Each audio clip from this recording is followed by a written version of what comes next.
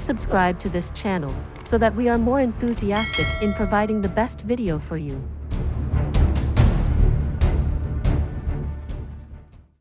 Chapter 641. Bestowing Mercy. Bai Wu Xian's headache had intensified to the point where it felt like his head was going to explode. Just standing straight and replying properly was already an extremely difficult task. But with the real grandmasters before him, he did not dare be slow with his words. In that moment, he was forced to completely recount the entire sequence of events again. No detail was left out, and everything was said. Until now, Bai Wu Xian was still extremely angry at Ma Jiangming and the two Wan brothers. Thus, he naturally clearly depicted the facts honestly. If not for those three idiots suddenly fighting each other for no reason, would this old man be cut across the head by a sword? Just a tiny bit deeper and his brains would have been spilled. Heavens! That would mean forfeiting his old life. Even though he could see Ma Jiangming's head and Wan Yang's corpse lying near his foot, he still could not resolve the hatred in his heart for them. In that moment, he felt extremely tempted to go up and kick that annoying-looking head to vent his anger. As they listened to Bai Wu Xian's tale, Jun Xie Bei, Du Ju, and Zi Jinghong's expressions turned heavy. With regards to the three's sudden conflict, they felt rather confused as well. No matter how one looked at it, the three shouldn't have been so rash. Inspect their corpse properly, Jun Xie Bei commanded coldly. The three walked over to the pile of corpses and stooped over them. Du Ju directly acted in his usual ruthless style. With a light schwa sound, Wan Yang's body was stripped completely naked. Then, he beckoned his hand and began to piece Ma Jiangming's body back together piece by piece, actually managing to restore it completely. This Wan Yang's body has many obvious needle pricks on his neck, thighs, *talks, back, everywhere. There's a total of 21. Ma Jiangming is a master of throwing needles. Could this be his handiwork? Apart from that, there's some blood under his crotch. Apparently, this blood came from his back door. He should have been injured there. The area of the injury is extremely strange, as if he had been penetrated by something. From the blood, it's very likely that it was due to some kind of concealed needle-type weapon. But there are only some iron needles in the area, and they count less than the number of wounds. Furthermore, these needles do not have any trace of blood on them.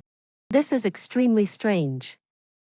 Zi Jinghong naturally wanted to find some excuse to cover the actions of his men. But the more he analyzed, the more he found the matter strange. He directly shook his head and stopped talking toward the end. Just what kind of sneak attack could stab so accurately into a superior supreme expert's backdoor? To this question, he would probably not be able to solve it even if he cracked his brains open to think. There was no chance that the second master Wan would obediently bend over and allow his backdoor to be penetrated, right? That would be too ridiculous. But one really had to hand it to Ma Jiangming's admirable skills. Just that strike alone was truly worthy of the name, soul-chasing shadowless needle, truly domineering. Du Ju's face darkened as he conducted his own investigation wordlessly. His face was as black as the bottom of a wok. There's no need to look anymore. Ma Jiangming probably played a few tricks and threw some shady needles at the two. Not willing to be humiliated, they retaliated in rage, and the fight evolved into a real life-or-death struggle. It should be that this second master Wan grew angry after having his backdoor penetrated that he erupted with anger and shame. Thus, the three suddenly would not rest until the other side was dead. As for why there were no traces of the needle's mark, it must be because Ma Jiangming only used ice needles at the start. Jun Xie snorted coldly and gave the verdict. This analysis was actually extremely close to reality. It could be seen that this person's analytical skills were top-notch. The only thing that he was mistaken about was that the ice needles had been wrongfully attributed to Ma Jiangming's head. Zi Jinghong and Du Zhu had also arrived at the same conclusion. In that moment, they simply nodded dully. The fact that the perverted Ma Jiangming's famed soul-chasing shadowless needle was able to achieve such an effect was completely within reason, and not all too surprising. However, Ma Jiangming's injuries are the strangest. The real cause of his death was not those sword wounds.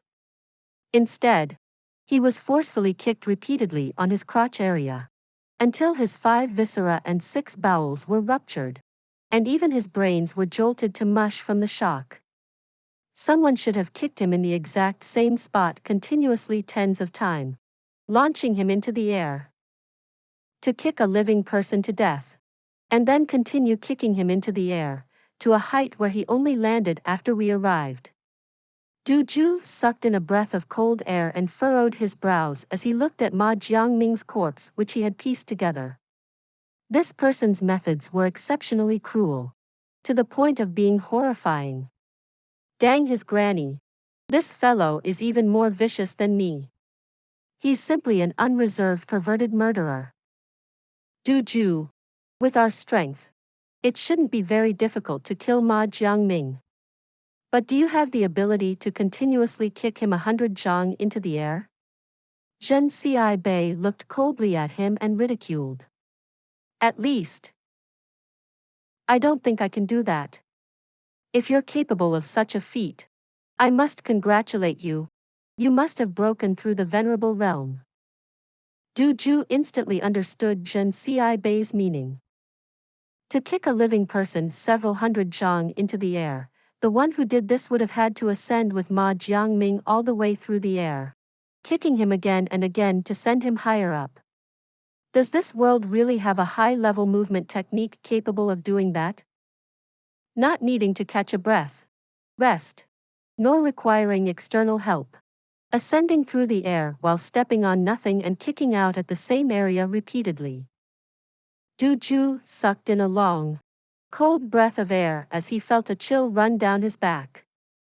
All of a sudden, a certain idea hit him. That's not entirely impossible. The Eagle King and Crane King of the Tianfa forest, as well as those flying-type beast kings, should be able to do this. Jun Xie's eyes flashed and he remained silent. Indeed, he hadn't thought of this point. His earlier analysis was all based on his considerations from the angle of Xian techniques. If he looked at it from the perspective of a human, it was basically impossible to understand. But, if it was the work of flying-type beast kings, then everything would seem more reasonable. At the very least, this matter could be explained. Jun Xie stroked his beard thoughtfully and added, could it be that Tianfa was involved in this battle? At this time, Ma Jiangming's body is not complete. There's still a very important part missing. Du Zhu suddenly widened his eyes with realization. Since he was kicked into the sky, there should be some marks, even if it was kicked into mush. The main sack should still be hanging there. How come it's completely gone? Wouldn't he be dead without a complete corpse like that? Although death is a very final thing, one should still be buried with their complete body. Everyone, help me look around for it.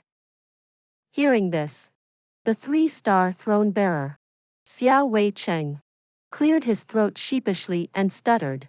Third master, that. Ma Jiangming he doesn't have that thing, originally. Du Zhu's face stiffened and turned pale. Then, turning around swiftly, he spat fiercely on the ground. God Dongade. Just as they were completely immersed in the fight and had even merged as one with their swords, Chu Chi Han appeared. Bai Wu Exine continued with his story after seeing that the old masters had finished inspecting the corpses. Stop. Jun Xie waved his hand and thought deeply for a moment. After that, he pulled 5 men over and arranged them on the snowy ground. Continue. Were they standing in these positions? Yes. They were standing exactly on those spots. At that time, I felt an abrupt danger behind me and instinctively dodged forward. However, I still received a heavy injury. It was only after I escaped the fatal strike that I found out that the 2 companions behind me were already dead. At the same time, the 2 who were standing over there had also fallen prey to those attacks. One of them was stabbed through the back, while the other was cut open from his shoulder to his torso. Slow down. Ju raised his hand and interrupted him again as he walked over and looked over the injuries of the corpses again. The people from the elusive world of immortals were sneak attacked first, followed by the people from the Supreme Golden City. In that case, this matter has become illogical. Indeed. Jun Xie nodded and his eyebrows furrowed deeply in thought. Ju's aura rose soundlessly and he suddenly disappeared into the snow and wind. After that, he abruptly appeared beside one of the 5 dummies, who was standing at the perimeter of the group. His hand was angled in a sword-wielding stance as he sliced silently upwards, then to the side. Borrowing the momentum, he slashed down at the place where Wu Xie had been standing at the time, aiming for the back of the head. After that, with a light schwa sound, he appeared at the position where the 2 experts from the Supreme Golden City had died. Finally, he stopped and shook his head. It's impossible. There must be more than one assailant. At the very least, there needs to be 2 to accomplish this. Right. Only 2 people striking together can justify this result. Furthermore, the 2 people must both possess the same top-notch assassination skills as Chu Chi Hun. This kind of timing and intricate instincts is extremely difficult to come by. Although our people had been focused on the fight, they should still have the basic alertness of supreme-level experts. Even the slightest bit of movement in their surroundings would not be able to escape them. Thus, this must have been done by at least 2 assassins. And both of them are top-tier assassins.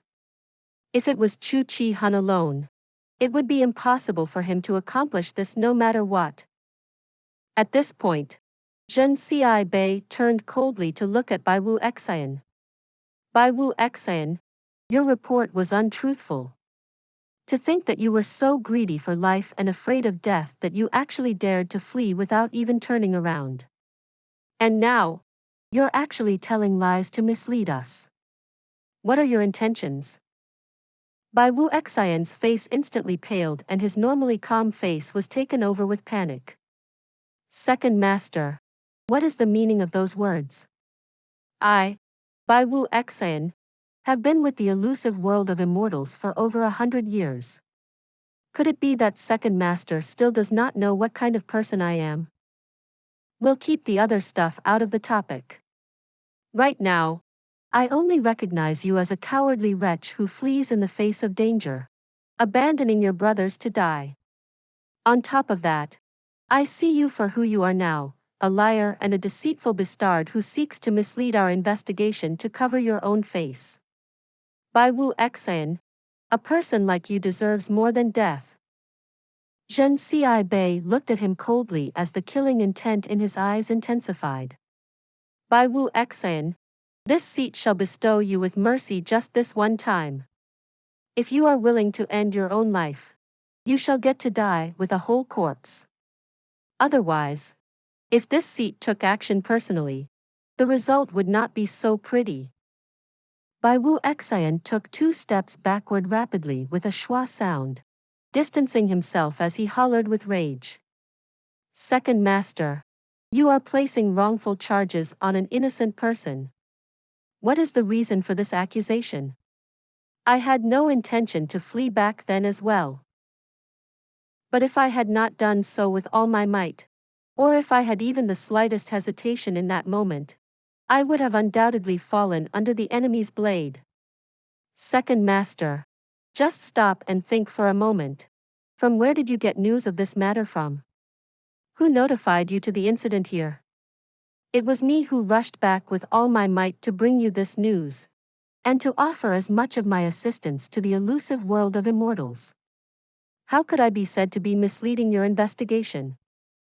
Although he defended himself reasonably, it was a pity that no explanation in the world would have any meaning at this point. Jun Xie carried a benevolent smile on his face as he floated up like a white cloud. He raised his palm and snorted coldly. Even if your tongue is as flowery as the lotus from the heavens, it would still be impossible for you to escape death this day. There's no way to absolve yourself from this matter with just words. Are you truly unwilling to take your own life? Bai Wu Xian struggled internally and his expression was marked with sorrow and rage. With a schwa sound, his sword flew out of his sheath and he gritted his teeth. Jun Xie, you're being an unreasonable bully.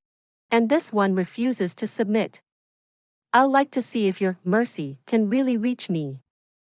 You actually dare to draw your sword against me? How presumptuous. I've already given you a chance. It was you who abandoned it. Jun Xie smiled sinisterly as he raised his hand. A powerful voice burst out of his throat. Imprisonment. A strange force suddenly burst out of his hand, seemingly intricately linked with the heavens and earth. Bai Wu Xian suddenly found that he was unable to move a single muscle.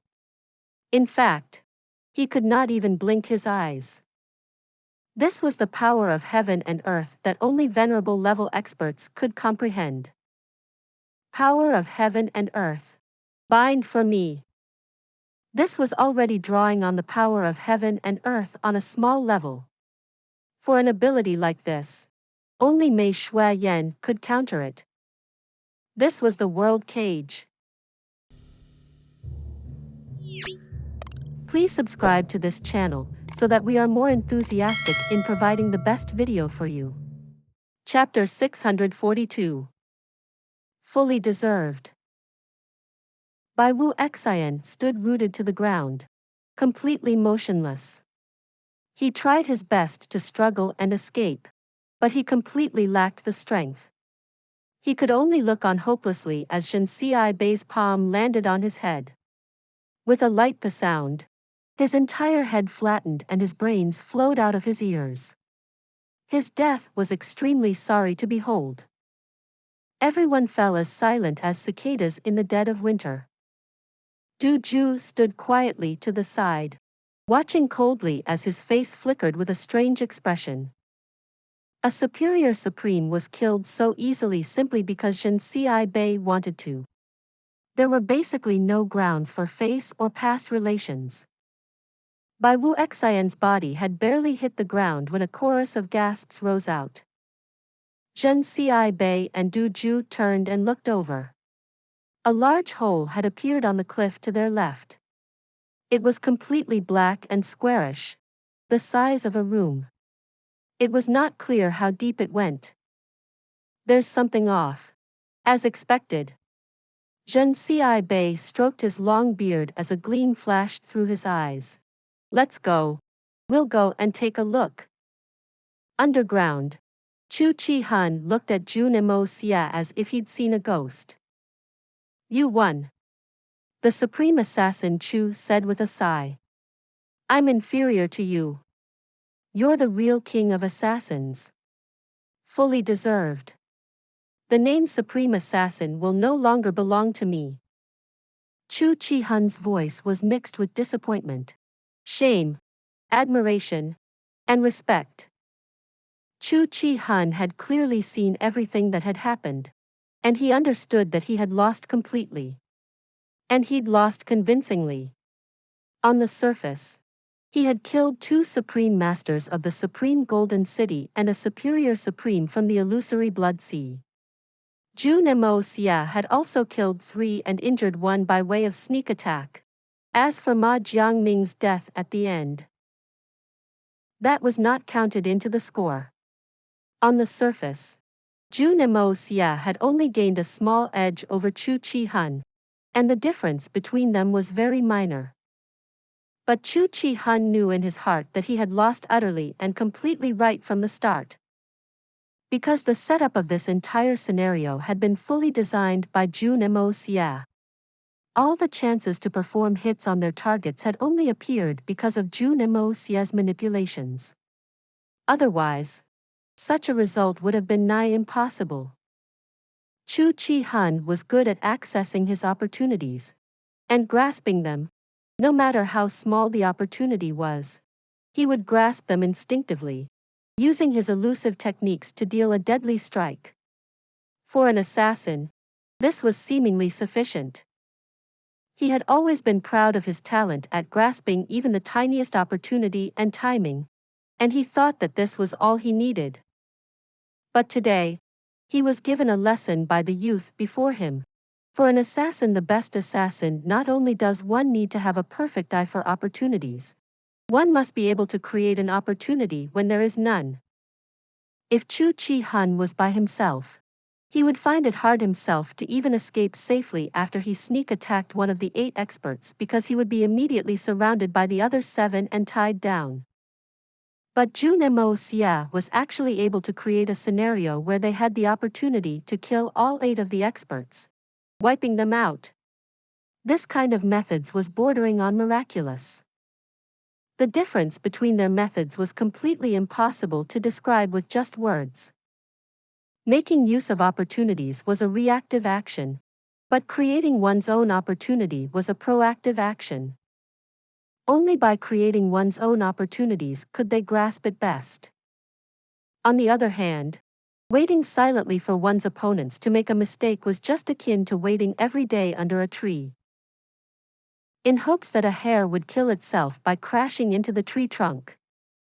Chu Chi-hun was sure that even if Ma Jiangming and the Ruan brothers did not have any personal conflicts between them, Jun Moxie would still be capable of using other methods to divert their attention. Or he would make use of any points of disagreement among their group to draw them into fighting each other. He was fully capable of that. But as for himself, he had never thought of things in this way before. Not even once. Not only had he never tried to orchestrate a suitable scenario to act in, this thought had never even crossed his mind before. This was the gap between them. An extremely difficult gap to close. Thank you.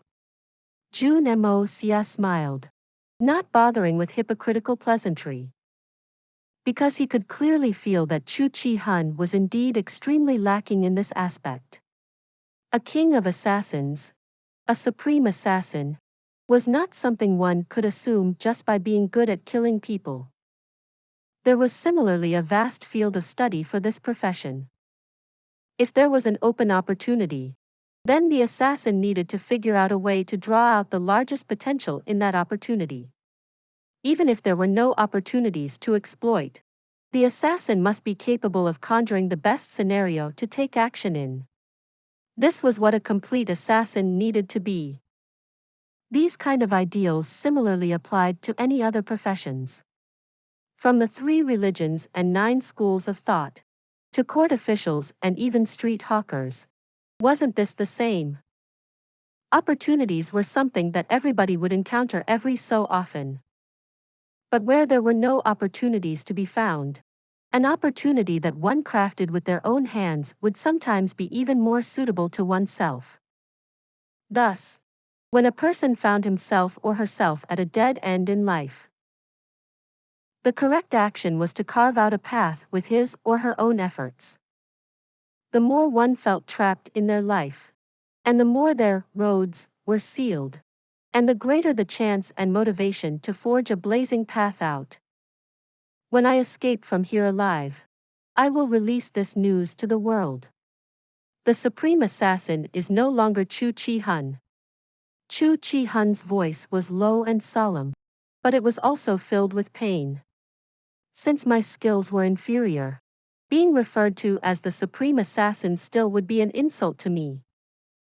I don't need the acknowledgement of the common people. So there's no need for you to do that.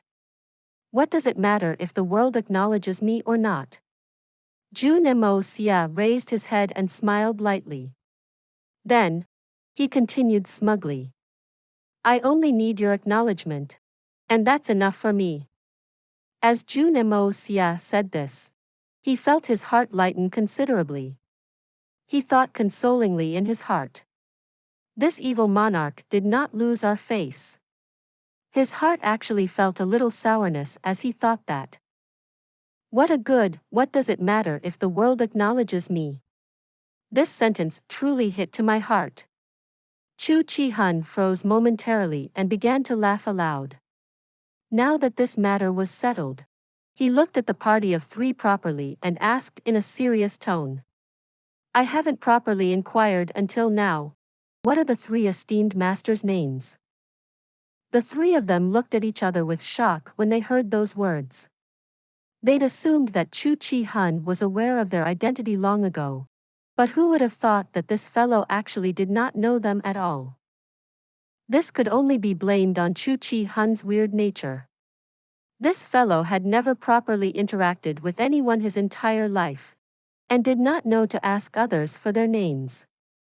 Before this, the only names he'd committed to his mind were the names of his assassination targets. Chu Chi-hun always thought that nobody under the heavens was worthy of him remembering their names.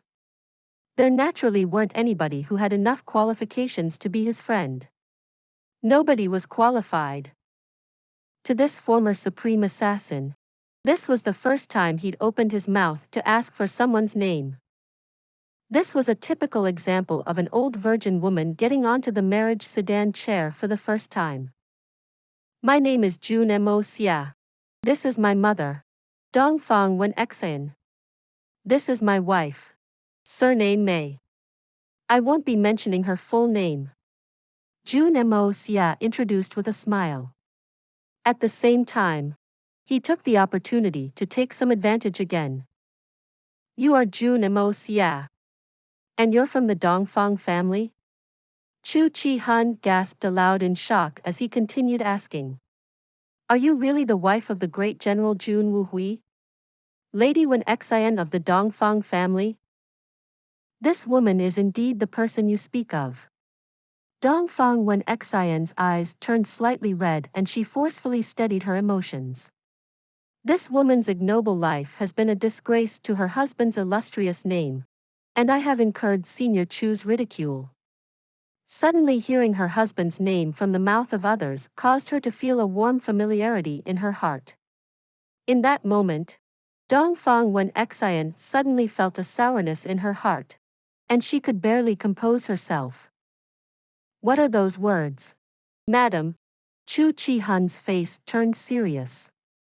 Although Great General Jun is considered a junior by age, he was a heroic and courageous man, both chivalrous and unyielding.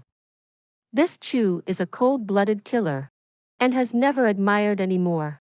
However, Jun Wuhui was the only exception. And the undying love that Madam holds for your husband is enough to shock even the heavens. For the sake of your husband, you would rather sleep for an eternity as a testament to your love. That is enough to cause all people to stand in admiration. It's also enough to cause those wealthy lords who war for greed to feel incomparably ashamed of themselves. A heroic couple like you complements and brings out the best in each other. What disgrace is there to speak of? Chu Chi-hun shook his head and sighed longly. Back then, I had the fortune to meet the great General Jun once. But it was because someone had offered a price of 30 million silver for me to assassinate him.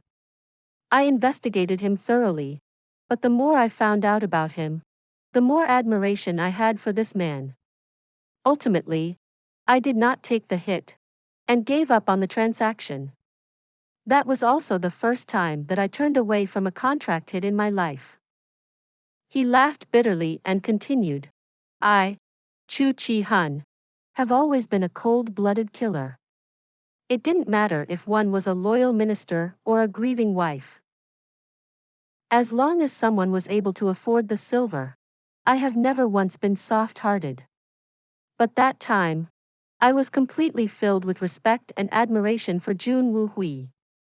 I once infiltrated the army camp and watched him for 3 days before deciding to just leave. This woman thanks Senior Chu on behalf of her late husband for your mercy. Dongfang Wen Xian stood up and clasped her hands respectfully. May I know who the person who commissioned you to assassinate my father? Can Senior tell me his name? Jun Moxie furrowed his brows and said. He cared more about this matter.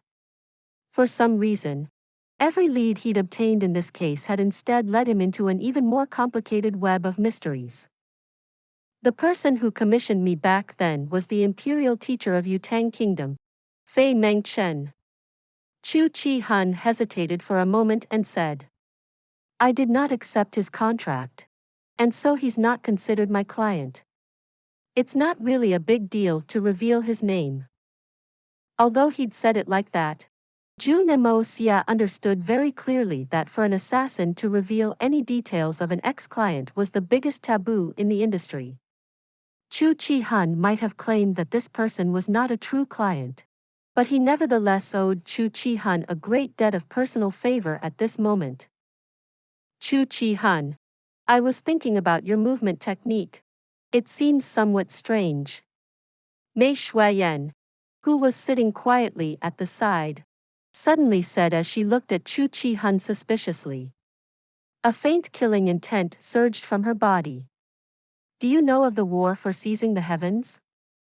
Venerable Mei has great eyesight. How could Chu Chi Hun still not know who this beauty before him was? Back then, when she fought alone against 30+ experts, Chu Chi Hun was hiding nearby watching. Toward her, he naturally did not dare to be slow in his reply. This one's late master had the honor of battling atop the heavenly pillar back then. In the end, he fell from the peaks while bearing heavy injuries, but was lucky enough to survive. However, half of his cultivation had been lost, and parts of his body were crippled. After spending a lot of effort to climb back up and recuperating for a long time, he took me in as a disciple after a lucky encounter. Chu Chi Hun's face carried a slight painful smile as he lowered his head and continued. Although my late master's cultivation was no longer able to advance, he was a master of the life arts and his lifespan was not a worry. Although he was unable to practice Xian cultivation anymore, he developed an interest in the arts of the strange races. Chu Chi Hun sighed deeply and continued. My late master once said that the strange race's greatest threat toward us was their elusive movement techniques. They could hide themselves at will, and it was difficult to differentiate with the naked eye. Countless powerful experts with cultivation superior to them had fallen under their unpredictable stealth techniques. It was the same for my late master as well. In the last few hundred years of his life, he had been studying their unique movement techniques. Your teacher was obviously a wise man. Did he perhaps manage to find out a way to counter them? Mei Shuiyan's eyes lit up as she asked anxiously. Please subscribe to this channel, so that we are more enthusiastic in providing the best video for you. Chapter 643. Schemes. There's no counter. Chu Chi Hun shook his head firmly. My late master spent hundreds of years on this, but it was still impossible to unravel in the end. However, it was not a completely fruitless attempt. As he studied the movement technique of the strange races, he managed to incorporate many of the principles of their techniques into our Xian techniques, finally devising a unique cultivation technique. When paired with the complementary movement techniques, this cultivation technique would produce an effect similar to the strange race's stealth kills technique. The cultivation technique I'm using right now is precisely this. Venerable Mei is right in thinking that this is related to the war for seizing the heavens because this technique was indeed created from the strange race's stealth kills technique. So that's how it is. Mei Shuayan sighed and calmed her emotions before opening her mouth. Your teacher was truly a respectable senior. His ability was not hidden because of his disability. And he still used his skills to benefit the later generations as much as he could. Just as the few of them were chatting joyfully, a burst of light suddenly flashed across their heads. More than a dozen zhang above the ground, the several tens of zhang of snow was forcefully dug away by someone, revealing the entrance of this man-made cave. The four of them looked up with shock, and Chu Chi Han even stood rapidly with a schwa sound. Relax. Relax. They cannot come down here. If they dare to come down, that will be more fun. Jun Moxie snorted coldly. To think that there are a few among the ones who came who have brains this time. How surprising. However, did you really that it would be this simple? Young Master Jun smiled suavely as a milky white mist surged out of his body. Then, he snorted coldly. Sink. Before the shocked gazes of Chu Chi Han and Dongfang Wen Xian, the ground beneath them suddenly sank downward.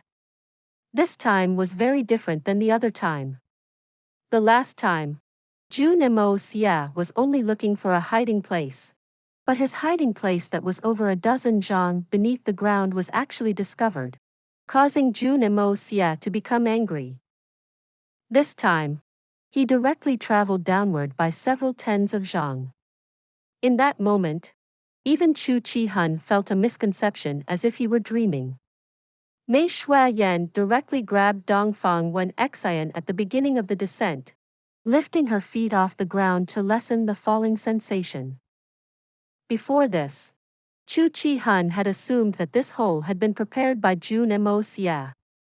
Only now did he realize that this was not the case at all. It was completely created at the last minute. On top of that, Jun Moxie could make the ground sink further if he wished. This kind of power that had seemingly no restrictions was incredibly powerful. Even the former supreme assassin could barely wrap his head around the idea. There was actually such a mystical ability in the world. Was it some kind of supreme power? I'm afraid that the bunch that'll come this time is not ordinary. They're not that easy to handle. There will most likely be a large battle later on. Jun Moxie said to Mei Shuayan as he controlled their descent. There are two powerful auras on the surface. Even compared to you, they're not much inferior. But no matter what happens, you must not make a move. Protecting Mother is your only mission. You can leave everything else to the two of us to settle. Those are venerable level experts. Are the two of you capable of dealing with them? Mei Shuayan glared at him and pouted. You better not act tough. If I took action, there's at least a higher chance of success. Relax. In this kind of environment, even if a deity came down from the heavens, then one would still die if one came, and two would die if they came in a pair. Jun Moxie narrowed his eyes and snorted. Well said. If you're talking about sneak attacks, apart from the two of us, the third one probably hasn't even come out from his mother's womb yet. Chu Chi Han laughed aloud, his tone similarly filled with confidence. In the period they were underground, Jun Moxie had used his skills and helped him recover his Xian energy and body to its peak state. Right now, his confidence was also bursting through the roof. In the darkness of the earth, the two assassin kings set out together. But from the surface, there didn't seem to be any movements at all. It was still perfectly calm. What should we do now? Zi Jinghong peered uncertainly into the dark hole. A strange, ghostly draft seemed to be rising out of it. He swallowed nervously and continued. Why don't we directly fill this hole and bury them alive? That would save us a lot of trouble. Lord Z, how do you know if there are no other outlets down there? Or even, a direct path that leads out of this valley? Bury them? This suggestion of yours has truly caused this old man to chuckle a little. Jun Xie laughed coldly as he looked at Zi Jinghong. Zi Jinghong's face turned red and he could not say anything. Send some people down to take a look. 2 groups at a time. The first group will have 3 people in a horn formation, and the second group will be in a circular formation. The 2 groups will stay 5 zhang apart from each other, watching each other. This way, we can ensure our own safety. Du Zhu commanded coldly. Jun Xie smiled and nodded. Not bad. Lord Du's suggestion is very good. This way, we can prevent heavy casualties. This time, for the sake of forming the most optimal cooperation, each group should be formed with people from the same faction. Otherwise, if there are any more clown shows like the one Ma Jiangming and the Wan brothers again, I'll tear all of you apart. Palace Lord Zi, what do you think? Zi Jinghong nodded dully as he replied. Second Master's words are reasonable. In that case, we'll have to trouble Second Master to organize the people. Zi Jinghong naturally understood what Du Zhu and Jun Xie were planning. These 2 old fellows were hoping to use his illusory blood seas experts as the first batch of cannon fodder. Thus, Zi Jinghong cleverly backed out of the planning group and directly threw the problem back to Jun Xie. There was no way you could avoid placing a few of your guys into the groups if you're organizing, right? If as the main planner, you only placed other people's experts as the main force, how will you convince the crowd? Very well. This old man has lived for so many years and has become slightly shameless by now. Jun Xi's eyes flashed as he laughed self-deprecatingly. The Blood Ocean cultivators spend their life in the Blood Ocean mist. They should be more familiar with dark environments compared to the others. I recommend that the first group of 3 should be formed with the experts of the Blood Ocean. Brother Du, do you have a differing opinion? Du Zhu rolled his eyes speechlessly and he smiled blandly. Indeed, Brother Zhen's words are reasonable. It was an extremely suitable choice for the experts of the Blood Ocean to take the lead in the first group. As for the second group, it was still a proper formation. To this point, our supreme golden city is far inferior to the elusive world of immortals. In that regard, it is better to let the people of the Immortal Palace take up the job. The rest of us will wait here and assume the responsibility of sentries. Of course, if there's a need for a 3rd batch to go down, our supreme golden city will definitely not shirk our duties.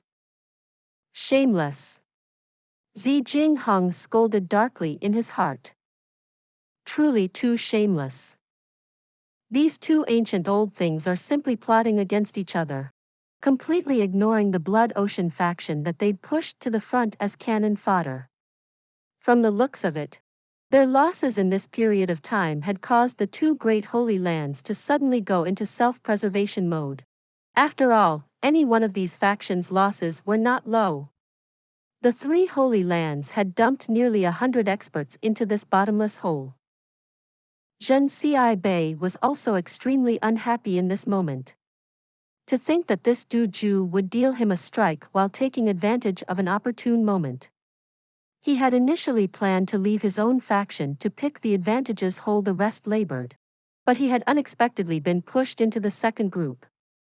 Although they were not the most direct cannon fodder, the risk was not small either. The both of them cursed in their hearts. Dang his grandpa. With the 2 of us sending our men, would there still be a need for a 3rd group? Du Zhu's words about his unshirkable duty was simply just a pile of horse shit. Aren't you cursing our forces to be wiped out? Go on. Jun Xie gritted his teeth angrily and ordered. If there are any accidents, send a long whistle to alert us. Xi Jinghong nodded with annoyance and pointed out 3 superior supreme experts from his Blood Ocean group. These 3 had always been close, and their coordination was extremely refined. Furthermore, their Xian cultivation levels were on the higher end even in the Blood Ocean. Although it was dangerous to venture into this dark hole, it was not quite likely that they would be killed easily without even having the chance to retaliate. At the very least, they should be able to hold on until the reinforcements from the elusive world of immortals arrived. Halt every 10 zhang and leave a mark. Make a trail behind you. Du Zhu added another command.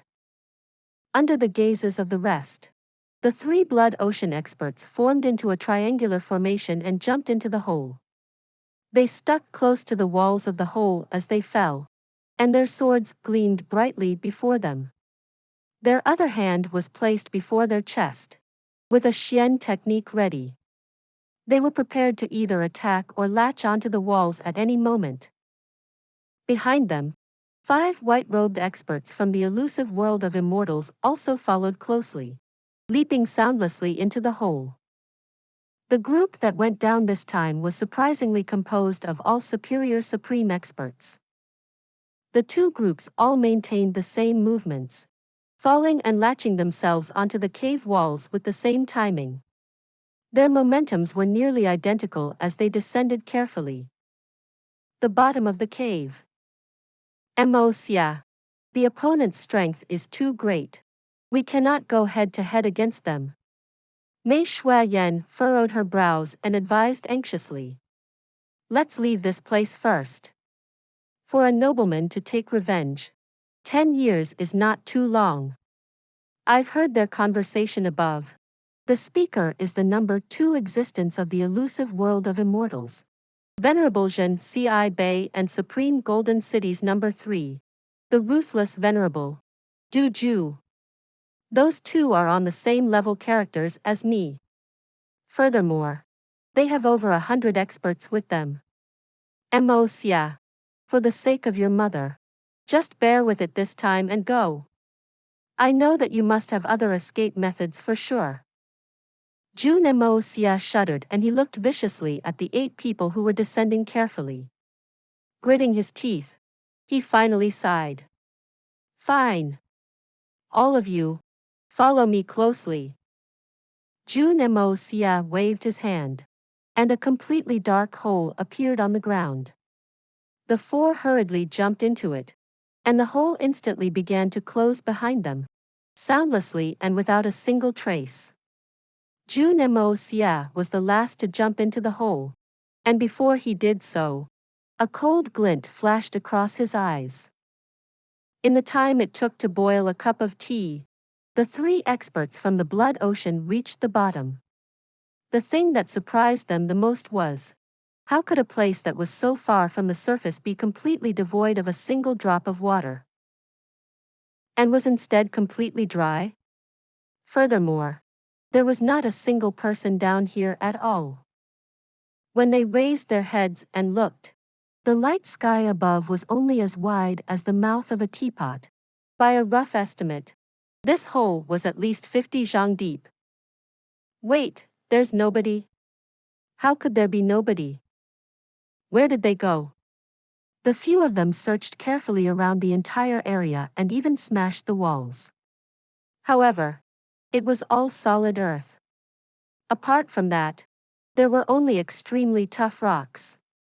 Not to mention a person. Even a rat would have trouble finding a crack to dig its way out. This was simply too strange. The 3 could only look at each other with confusion. Just at this time, Jun Xie, who had already sunken into the ground, walked to the back and turned his body. A malicious glint flashed in his eyes as he brought his hands together and made a strange hand seal. Suddenly, a fuzzy yellow light rose out of his body. The power of Earth. This daddy may not be able to kill all of you personally, but I can still bury you alive. Please subscribe to this channel so that we are more enthusiastic in providing the best video for you. Chapter 644. mountains collapsing and earth splitting. Just as the 3 blood ocean experts stood around in a daze, the 5 experts from the elusive world of immortals had also come down. One of them immediately asked, "Why is there nobody here? Did you search everywhere thoroughly?" It was obvious that all of them were very shocked. "It's empty. This is extremely strange. How could there be nobody down here?" One of the blood ocean experts scratched his head and wondered aloud. Ever since his cultivation had reached great heights, he had never scratched his head again. But this time, his long-buried habit had resurfaced again. The 8 people knocked and smashed every stone and pebble, but the result of their investigation was the same. This was an empty hole with solid walls of soil and stone surrounding all corners of it. There was definitely no possibility of any hidden tunnels here. The possibility of a tunnel under their feet was even more impossible. The toughness of the ground clearly conveyed this fact. "So it's a wasted trip. Haha. We were so worried and fidgety all the way down. To think that there was nothing down here." A person laughed self-mockingly. A hint of relief could be heard in his voice as he continued. "Since there's nothing down here, let's hurry back up. This place is so dark. It's giving me the creeps. Since there's nobody here, what was the point of staying there?" This place was 50 zhang below ground level. It wasn't a good place to linger around. Just as everyone was preparing to return, someone jumped and shouted, "Everyone look! My God!" The others were just about to mock this person for shouting so uncouthly when they suddenly jumped and shouted themselves. "Feck! How come there's so much water suddenly?" Water gushed out of the ground abruptly like a fountain. The water was extremely cool. And in the blink of an eye, the water had already reached everyone's kneecaps. Just a short moment ago, everyone had observed that the ground beneath their feet was extremely dry, until it suddenly wasn't much different from the clay in an oven. But, how could there be water spouting out so suddenly? Unfortunately, now was not the time to think about the coolness of the water, or consider where the water was coming from. When water gushed out of a deep hole like that, it only meant one thing: this hole was about to collapse soon. This was 50 zhang underground. If the hole collapsed, the 8 people panicked together as they leapt upwards and scaled the walls with a speed as if they were flying. With the strength of these 8, if there weren't any accidents, there would be a large chance of escape. The water wasn't rising that quickly, and it would not catch up with them at this rate. But just at this time, the walls around them began to shake violently. The 8 felt their sights darken as they cried out in their hearts. "Feck!" Large portions of soil cascaded down in an instant, with huge rocks intermixed within them. This was 50 zhang underground. The 8 had been climbing with all their might when a loud rumbling sound rang out. In that moment, all light went out in the dark hole. It was as if the walls itself were collapsing on them. A total of 8 superior supreme top-tier experts were buried alive in the hole. Jun Xie and the rest were waiting above for good news. But as they waited, they suddenly felt the ground beneath their feet shake. Du Ju's reaction was the fastest, leaping out of the way before everyone else escaped clear of the hole. At the same time, a loud rumbling sound rang out from the hole as it collapsed inward. Soil and rock from all directions caved inwards, quickly filling the hole up and sealing it. Jun Xie and Zi Jinghong instantly spat and cursed aloud. "Shut! This was a trap." In that moment, the merciful look that always seemed to hang on Jun Xie's face completely disappeared, causing him to look extremely terrifying. It was as if he was ready to eat someone alive, and his hair flew up as he swore vulgarly. "Fecking dog Chu Chi Hun. Your entire family is comprised of bastards. To think that you would set this kind of sinister trap. I feck your ancestors. A benevolent and kind-looking old man suddenly bursting out with expletives like a common woman screaming in the market. Just what kind of a scene was it? How grand was such a scene? I don't know. But the experts of the three great holy lands surely must have their thoughts about it. Everyone looked on timidly like a bunch of cicadas in the dead of winter as this white-bearded old venerable jumped and cursed, his beard flying all over place. The vocabulary of his vulgarities were unimaginably extensive, and even fiercer than a fat woman tripped in front of her own door and had her pants split open. It was impossible for Jun Xie to not rage and not be shocked. In order to prevent any mishaps, he had sent out 5 experts at the peak of the superior supreme realm. Those were experts who were only one step away from reaching the venerable realm. But to think that they were all lost here. The consequences of such a loss were unthinkable. Its severity was something that even he could not withstand. Furthermore, this plan was something that he himself had come up with. He'd made the plan while rejecting Zi Jinghong's fitting proposition. Zi Jinghong was similarly red-faced with anger, and his heart bled at the loss of his 3 experts. However, he was also rejoicing smugly in his heart. Feck his granny. Let's see you try to scheme against this daddy again in the future. Is this result satisfactory? 3 of my men have been buried. But your side lost 5. It's 2 more than my blood ocean, and all of them are peak-level experts. Bloody hell. If 3 of those people buried down there were not my men, this daddy would have secretly ran somewhere to celebrate. Du Ju's mouth was pursed into a line, and his face twitched slightly.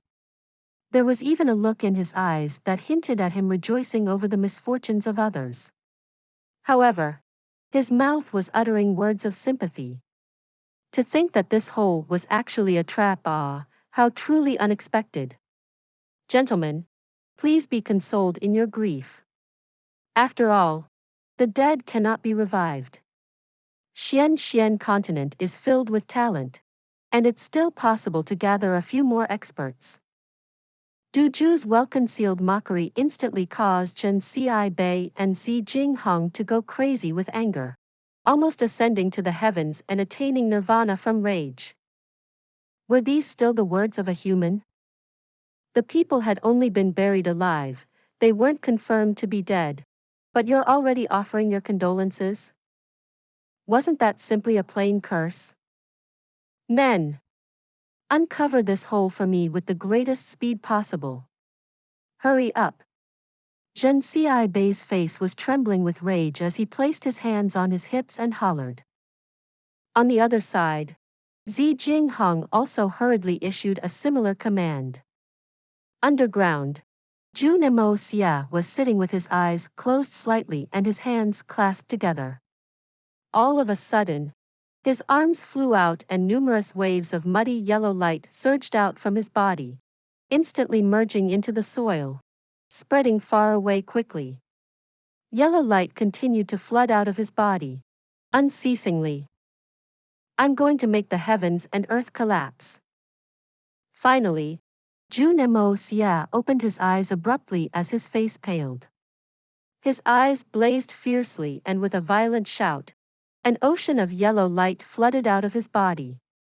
After that, his body fell weakly to the ground, and he waved his hands anxiously at the rest. Hurry! Leave this place! The farther the better. Chu Chi-hun grabbed his body and dashed into the dark tunnel without hesitation. Mei Shuayan followed quickly behind and the group disappeared in the blink of an eye. On the surface, just as the 3 holy lands were beginning to try to dig out their comrades, and one of the experts had barely dug out a piece of earth, the ground underneath their feet started to surge and tremor violently. The huge piece of land was moving crazily as if it were dancing in joy. The earthquake this time was much stronger than the earlier one. Even the stones on the ground were jumping high into the sky from the tremor. The crowd only felt the ground beneath their feet turn unstable. Du Ju raised his head, looked, and his face changed drastically, paling in an instant. Raising his voice, he hollered, "Feck me! The mountains are collapsing, how could the mountains fall all of a sudden, everyone run ah." With a sound like that of arrows leaving the bow, the supreme Golden City experts immediately followed after him. "Don't go. The rescue isn't complete yet. No one is allowed to." Jun Xie was so angry that he was on the verge of coughing out blood. But as he turned around, his eyes also grew wide, and the words were stuck in his mouth. The two mountain peaks on both sides of the valley were wobbling heavily. First, the snow atop the peaks rumbled and gushed down with the momentum of tens of thousands of horses galloping together. This was an avalanche. But that was not the end. The mountain peaks continued to shake. And suddenly, like a drunk person tipping over, it tilted off the cliff. Two mountain peaks suddenly collapsed together, one on the left, and the other on the right, smashing everything in their paths as they gravitated toward the center. Countless rocks of all sizes accompanied it, their weight crushing and burying everything along the mountainside. The momentum of this landfall was extremely powerful. Like a 10,000 zhang dike was suddenly breached. The scene could only be described by the idiom, MT-Tai crashing down. Jun Xie sputtered and gasped as he ran, shouting shrilly all the way, "Hurry up and run." The tone of his voice had turned significantly higher in that moment. The group of around 100 experts fled blindly like birds startled by an eagle. Unfortunately, they had not reacted as quickly as Du Ju, and quite a large number of people were buried in the avalanche, screaming wretchedly. They could only use their Xian Qi to resist the crushing weight of the debris for as long as possible. The land continued to shake, and the mountains fell apart. The commotion carried on for the time it took for a pot of tea to boil. Looking at the valley again from this vantage point, the two mountains on the side were now of the same height, a vast expanse of flat land. The area between the bases of the two mountains was originally a long valley. But now, everything was completely level. Instantaneous changes. Oceans turning into mulberry fields. Wasn't this the same? The experts of the three holy lands stood panting raggedly atop the vast plains, their eyes staring blankly with disbelief at the scene before them. Each person only felt a chilly feeling down their backs, and cold sweat continuously spouted from their skin. Their faces were green and their lips were pale. Their expressions were devoid of any feeling. This kind of heavenly might, who could possibly stand before it? Under the snow and rocks, faint groans could be heard from time to time, and numerous huge rocks moved slightly. One had to say that these superior supreme experts truly had tough bones. Such a grand landfall was actually unable to smash them to death. Of course, their bodies were decorated with many different colors. Their bodies were filled with green, purple, and red. These kind of decorations were quite different from wedding decorations. Complete silence. All of a sudden, "Rescue them, you bunch of retarded sons of beaches. Have you all turned into dummies from shock?" Jun Xie beat his chest with exasperation and raged. If this old man did not say anything, would you all plan to continue standing there and watch them struggle? A bunch of useless trash. Feck your grannies. As he scolded, his anger rose, and a mouthful of old blood spurted out of his mouth. Both his eyes had also turned blood red. A full 7 days had passed before this area was more or less tidied up. The three holy lands had sent a total of 152 experts here initially. 17 had been crushed by the crumbling mountains, of which 2 had broken their legs. 3 people broke their arms, and the rest all had various injuries of varying degrees. Fortunately, no one lost their lives. This group of old bastards truly had tough bones. Their several hundred years of cultivation really weren't not weak. After everything was done, everyone finally moved to dig up that first hole. In one afternoon's time, they dug down 40 zhang, finally uncovering the 8 people. Those 8 were truly very unlucky. They had been buried alive, and just when they were striving to crawl their way back out, the mountains collapsed on them, and the huge rocks smashed down, battering the ground like giant hammers and compacting the ground even further. The 8 were directly crushed to death, and then suffocated. Please subscribe to this channel, so that we are more enthusiastic in providing the best video for you. Chapter 645. Advance to the Blizzard Silver City. Afterwards, the 8 could only drink the muddy water to survive. There was oxygen in water. Even the most purest Xian cultivation could not last for 7 days and nights without breathing. When they were dug out, 7 of them each had only 1 breath left and had fallen into a deep coma. Each of them had multiple fractures on his body, and didn't even have the power to roll his eyeballs. The last man was long dead. He was bitten and was missing many mouthfuls of flesh. Everyone who saw this tragic situation in front of their eyes bowed their heads sadly. It was obvious that the unlucky guy who died first had become the food of the rest. A few days later, these people finally recovered a little. The first thing they did after waking up was to keep vomiting. And since then, they had some psychological issues. It must have been awful to eat their own fellow man. This sort of terrifying experience could not be forgotten forever.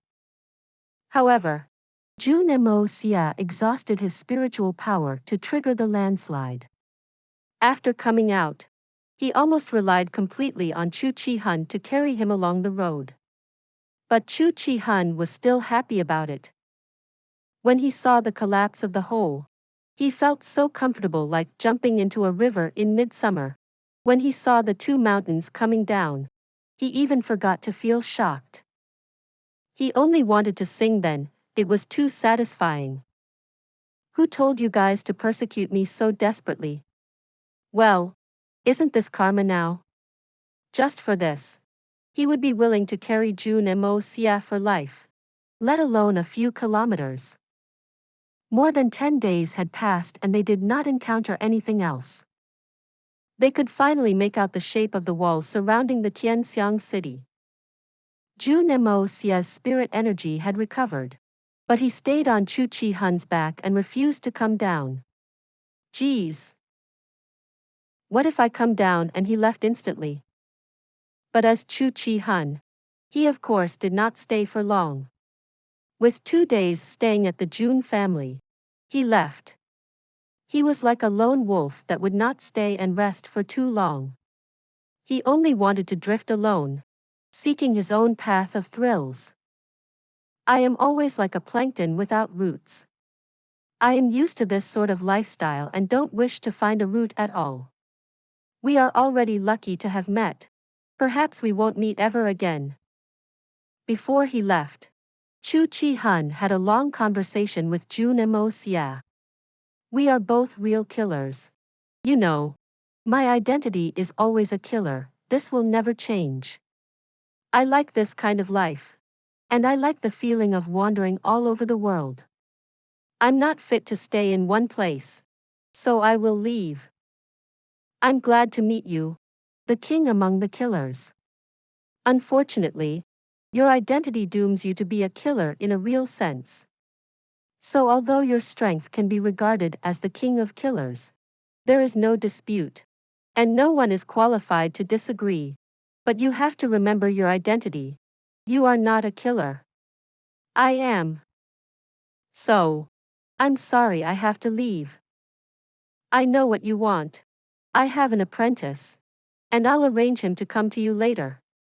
I believe you still remember him because he assassinated you. I hope you can forget the past and treat him well. I am not only a killer.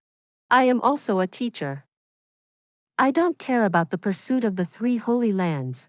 Because I am being chased every day. It's just a little bit high profile this time. Maybe this time I can hardly escape the pursuit of the 3 holy places. But hiding away is not my habit. I am the king of killers. Even if I want to die, I should be killed. Not die in peace and silence. I would rather splash blood every 5 steps. But never be willing to live for the sake of living. It's my pride. I believe you understand. If I'm lucky enough to survive and feel tired again, I think I'll come and settle down for a few days and start my wandering again. This was Chu Chi Hun's exact words. Jun Moxie could understand. He even felt respect and a bit envious. With a sword in hand, hatred and appreciation is simple. When the deeds are done, wield the sword and is gone. Alone for 1,000 miles. Face the morning breeze with a single sword. Laughing, satisfied in dreams. Bloodthirsty when awake. Swords ready to settle the hatred and appreciation. Life and death is not about sentiments. The soft sentiments fills the edge of the world. And sincerity shines on the seas. I will be a wanderer, leaving no trace between the heaven and the earth. The cold moon will be the only company. Withering branches blown around by freezing wind. This was the life Jun Moxie wanted to lead.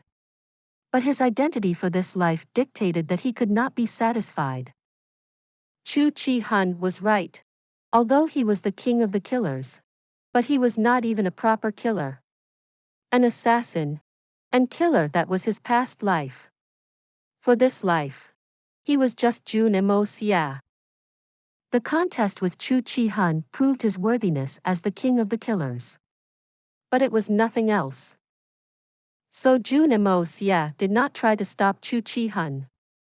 Or rather, Chu Chi Hun's wandering continued to help Jun Moxie fulfill his dreams. To have someone that had the same dream as him was as good as fulfilling his own. Jun Moxie only gave Chu Chi Hun 3 pills as he left, the Heaven Vitality Pill, the Vitality Congregation Pill, and the Vitality Linkage Pill. Then, he gave Chu Chi Hun 2 bottles of other medication. One for internal damages and the other for external injuries.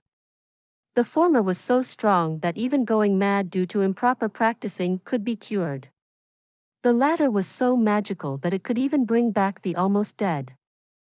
Chu Chi Hun was silent for a while after knowing what these medicines could do.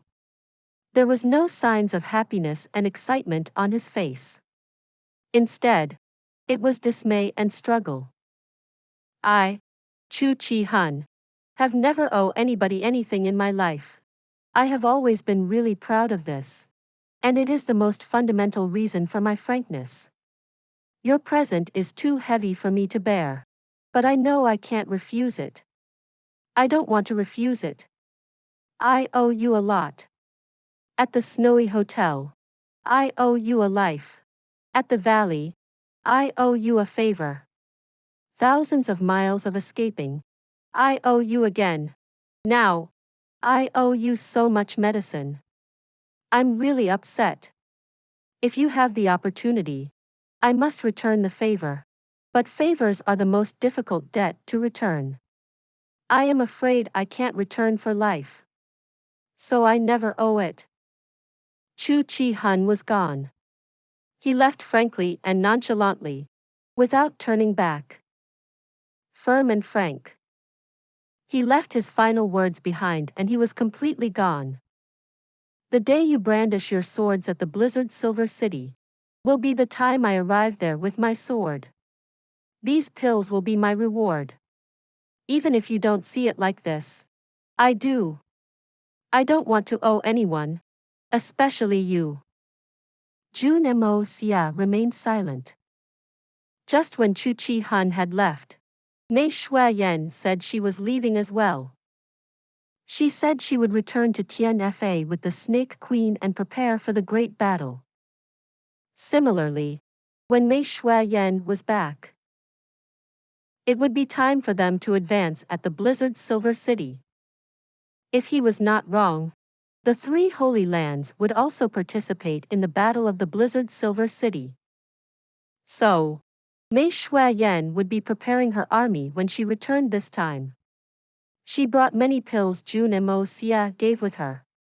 When she was back, the world will face a new Tianfa. The glorious Tianfa would return. I will not show mercy to anyone who tries to stop me avenging. I will destroy him with absolute strength. Their expedition to the Blizzard Silver City was not only a revenge, it was also to shock the world. Jun Moxie was not only going to kill the Xiao family, he was going to collapse the snow-capped mountain. He was determined to shock the whole Xian continent. Avenge the Jun family. Avenge his father and mother. Avenge his uncle. And his brothers. And he will break the Dongfang family's vows. He would use this battle to announce to the world the rise of the Jun family. And the rise of Jun Moxie. And no one could stop him anymore.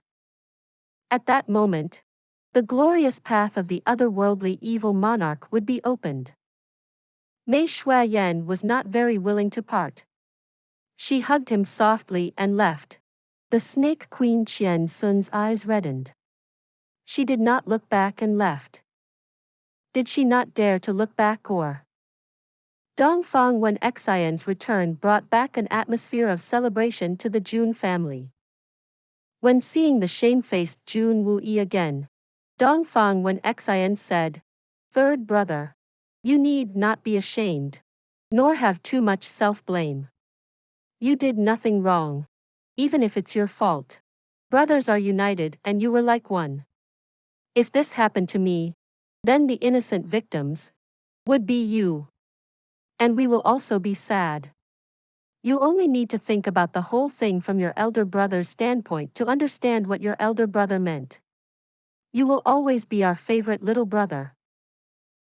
If you really feel sorry for your eldest brother, then live with dignity, and live in grace and pride for your eldest brother." Jun Wuyi tried not to cry and went back with reddened eyes. He knelt before Jun Wuhui and Jun Wumeng's memorial for the whole night and all his hair became white. But he was finally relieved. Dongfang Wen Xian was very satisfied with Guan Qinghan and Dugu Xiao Yi as well. Guan Qinghan's grit, beauty, and the cold plum-like temperament was really appreciated by Dongfang Wen Xian. She really appreciated her perseverance and pride in Guan Qinghan. It reminded her of her own youth. And Guan Qinghan was really good at music and art. This was a common interest with Dongfang Wen Xian.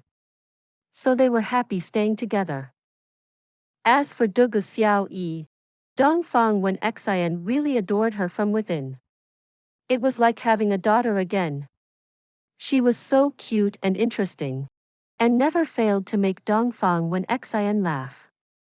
With the little Princess Han Yen Meng from the Silver City who often came to visit, the four ladies really had a good time together and they became more close. Please subscribe to this channel so that we are more enthusiastic in providing the best video for you. Chapter 646. The Song of No Regrets. Jun Moxie was waiting for Chu Chi Hun's apprentice ever since he left. He was looking forwards to this guy. He only experienced one assassination in this life. It was the quick battle outside the royal palace. Since then, the assassin was never heard of again. There was no messages or signs. He had completely disappeared. Even if Jun Moxie was always concerned about the identity of the assassin, he could not find a head start for the investigations. He turned out to be Chu Chi Hun's apprentice. Thinking of that fellow's body movements and swordsmanship which were extremely good by then, Jun Xie was sure that with proper development, he could achieve greater heights than even Chu Chi Han himself. So, Jun Xie was really anticipating the arrival. In short term, there wasn't anything particular to handle. So the most crucial thing now was to train the Heaven Destroyer and Spirit Devourer. Under the effects of the elixir and pills which were maximized under the exceptionally harsh training of Ing Pu Kong and Feng Wan Yun, the 300 men of the Heaven Destroyer and Spirit Devourer had their skills advanced like rockets. Many of them had been promoted to the highest rank of the Earth Xian. Only one step further, they would be able to take the pills made by Jun Xie again and have another great leap forward. By then, Jun family's power would be formidable. And everything would be ready.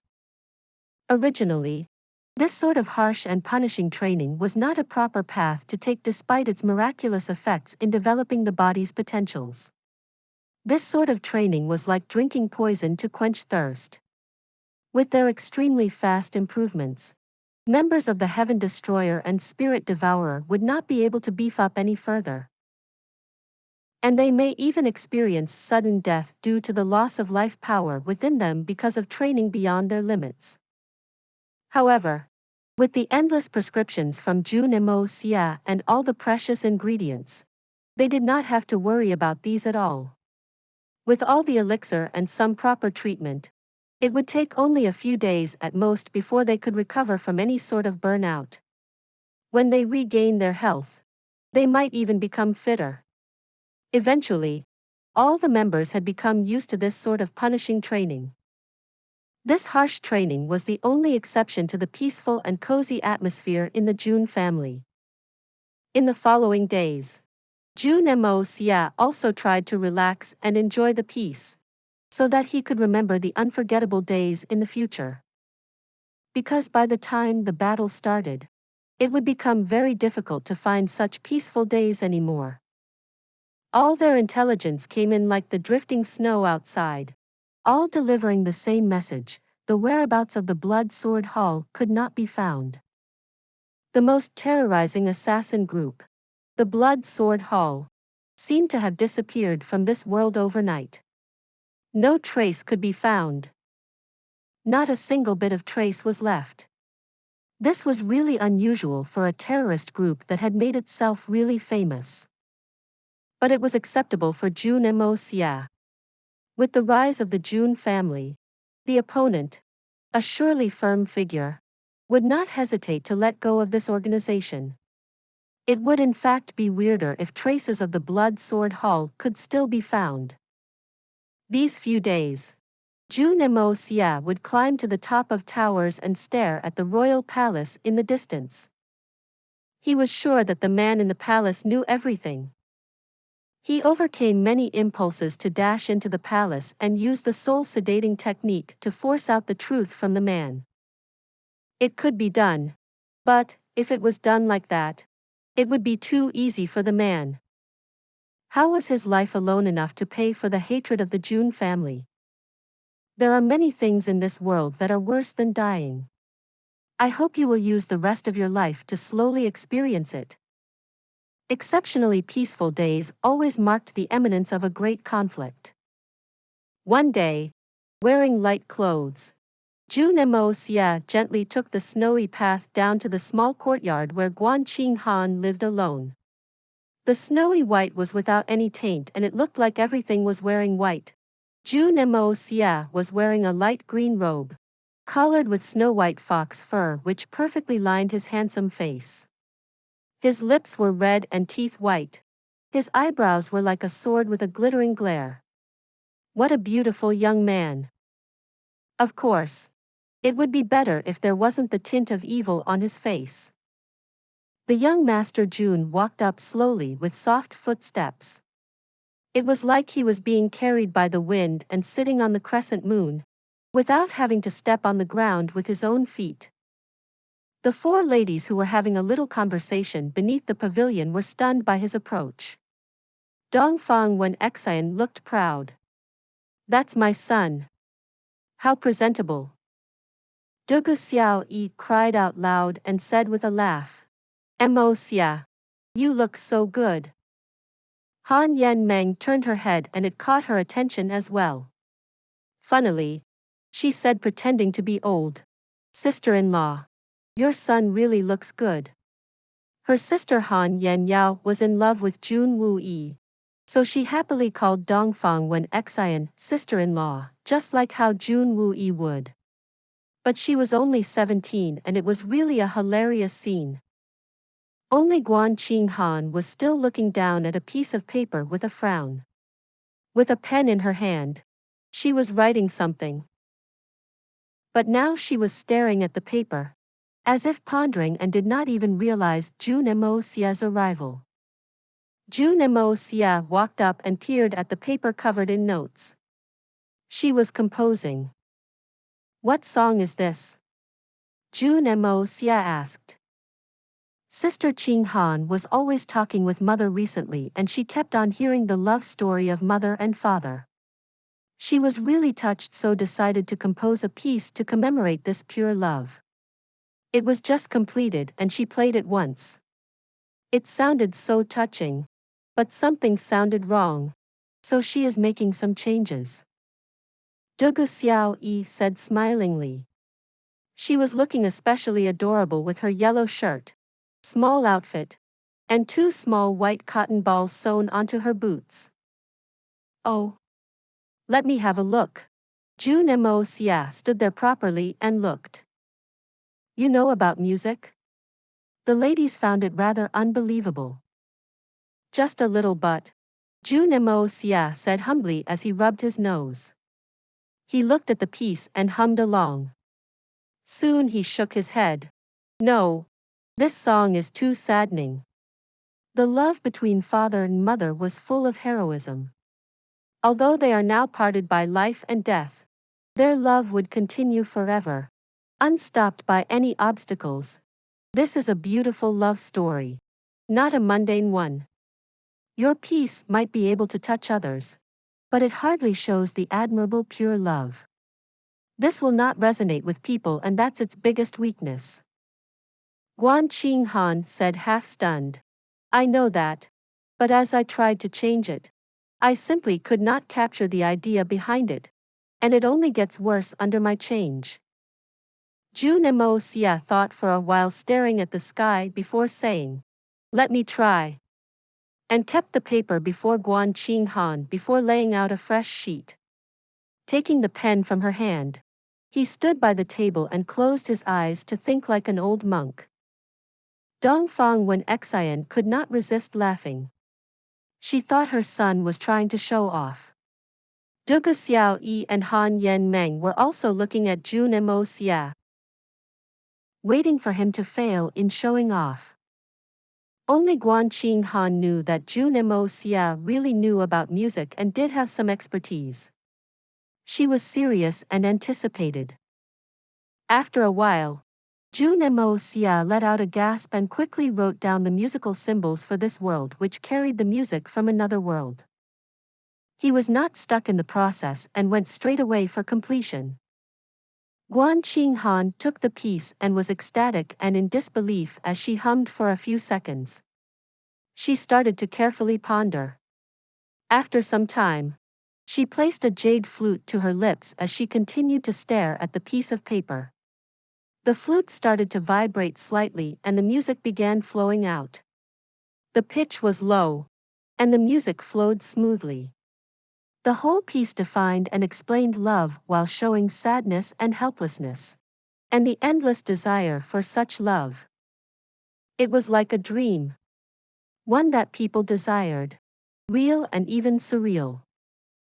Jun Moxie closed his eyes and kept beat with his hand on his lap. He was enjoying this piece of music, which was once so familiar to him. The ladies were first surprised but later completely indulged in the notes. Such beautiful melody had made its debut in this world. There was an end to even the best music. As it ended, Guan Qing Han stood there motionlessly and looked at the composer Jun Moxie with great surprise. Although she knew that he knew about music, But she did not know that such beautiful music could be produced by him with such ease. That sounds nice. Dugu Xiao opened her eyes and looked like she did not have enough. I have never heard such touching music. How nice it would be if it had lyrics. Jun Xie smiled and wrote down the lyrics in one shot with the pen and said, "Let's just call it the Song of No Regrets." But he sighed in melancholy. There wasn't plum blossom melody in 3 variations, one in this world. The 4 ladies crowded over and read the lyrics. There is almost always unreasonable and crazy love in this world. But don't say they are too crazy. If not for the freezing cold that goes through your bones, how will the plum blossom become so fragrant? Let me ask, what is love and affection? That thing that lets people vow to be together no matter live or dead. Let us see all the stories in this world. The most captivating would be the one about Wu Hui and Wen Xian. Please subscribe to this channel so that we are more enthusiastic in providing the best video for you. Chapter 647. Clap our hands to make a promise. Crazy Love. Dugu Xiao sang to the melody as Guan Qing Han continued with the flute. It was a lovely combination. Even as the piece ended, everyone still felt the melody lingering in their ears. Perhaps saying that the music would loiter around the house for 3 days might not even be an exaggeration. Let me ask, what is love and affection? The thing that lets people vow to be together no matter alive or dead. Dongfang Wen Xian suddenly broke into tears and said softly, "What is love and affection? What is it? Does it have to be so torturous?" Jun Moxie let out a sigh and recited slowly, "Let me ask, what is love and affection? The thing that lets people vow to be together no matter alive or dead." Back and forth, south and north, together they fly. As they aged in the cycle of summer day and winter night, they are a joyous flock where partings are plights, and among them are crazily affectionate girls and guys. You must be saying, the endless journey through 1,000,000 layers of cloud and past 1,000 snowy mountains. Who will it be flying toward alone? 1. Upon hearing this poem, Dongfang Wen Xian was stunned as she continued to feel and ponder the meaning behind it. She stood there blankly before finally turning around and dashing back to her room. Her distressed cry could be heard. You must be saying, the endless journey through 1,000,000 layers of cloud and past 1,000 snowy mountains. Who will it be flying toward alone? Wu Hui. Wu Hui, how am I going to face the challenges of this world alone without you? Moxie. Do you think anything bad will happen to Mother? Guan Qing Han asked Jun Moxie quietly. There was a strong sense of concern in her tone and a slight sense of blame. She was blaming that Jun Moxie should not have mentioned Dongfang Wen Xian's tragedy. Jun Moxie sighed again and said, Mother had been suppressing her feelings and trying to pretend to be happy lately. That is very tiring. If she does this for too long, it will be even more problematic. Just let her cry and vent out her sadness and she will be better afterwards. Guan Qing Han and Dugu Xiao nodded in realization. They felt it made sense. Amidst the silence, the flute music emerged again and drifted across the whole settlement, flowing smoothly. It was the song of no regrets again, asking what love and compassion was. In the courtyard separated by just a wall, Yi Gu Han, another crazily affectionate guy who was looking lonely and weak, was standing below a tree and allowed the snow falling from the branches to land on his head and neck, but he seemed not to have realized. He just listened to the melody, looking blank. His empty left sleeve danced with the freezing breeze. His face looked bitter and his eyes showed all of his dismay. He muttered, "What is love and compassion? Xiao Xiao, are you doing well?" Dugu Xiao Yi and Guan Qing Han stayed behind to study the piece when Jun Moxie left. But Han Yen Meng followed him. Jun Moxie. My nephew. When are you heading for the Blizzard Silver City? Han Yen Meng asked, puffing her cheeks. The Blizzard Silver City? Why will I want to go there? Jun Moxie looked surprised. It's so far away and so cold there. Why will I go? Upon hearing the title, nephew, Jun Moxie felt rather uncomfortable. But his mother and third uncle recognized it. So what could he do? Was he going to get bullied around by this little girl? You! Han Yen Meng was a bit angry. Then what about the Xiao family? Don't you want revenge? Of course I do, but the Xiao family is also your Han family's archenemy. And the hatred is especially deep. Isn't it a higher priority for you and your family instead? Jun Moxie spread his hands and said, but you also know that the Xiao family is very strong. And they have a lot of men. So isn't it natural for your family which is on par with them to deal with them? When you guys are engaged in battle, I will then secretly sneak into the city and free your sister so that she can reunite with my uncle. Isn't that all? What else can I do?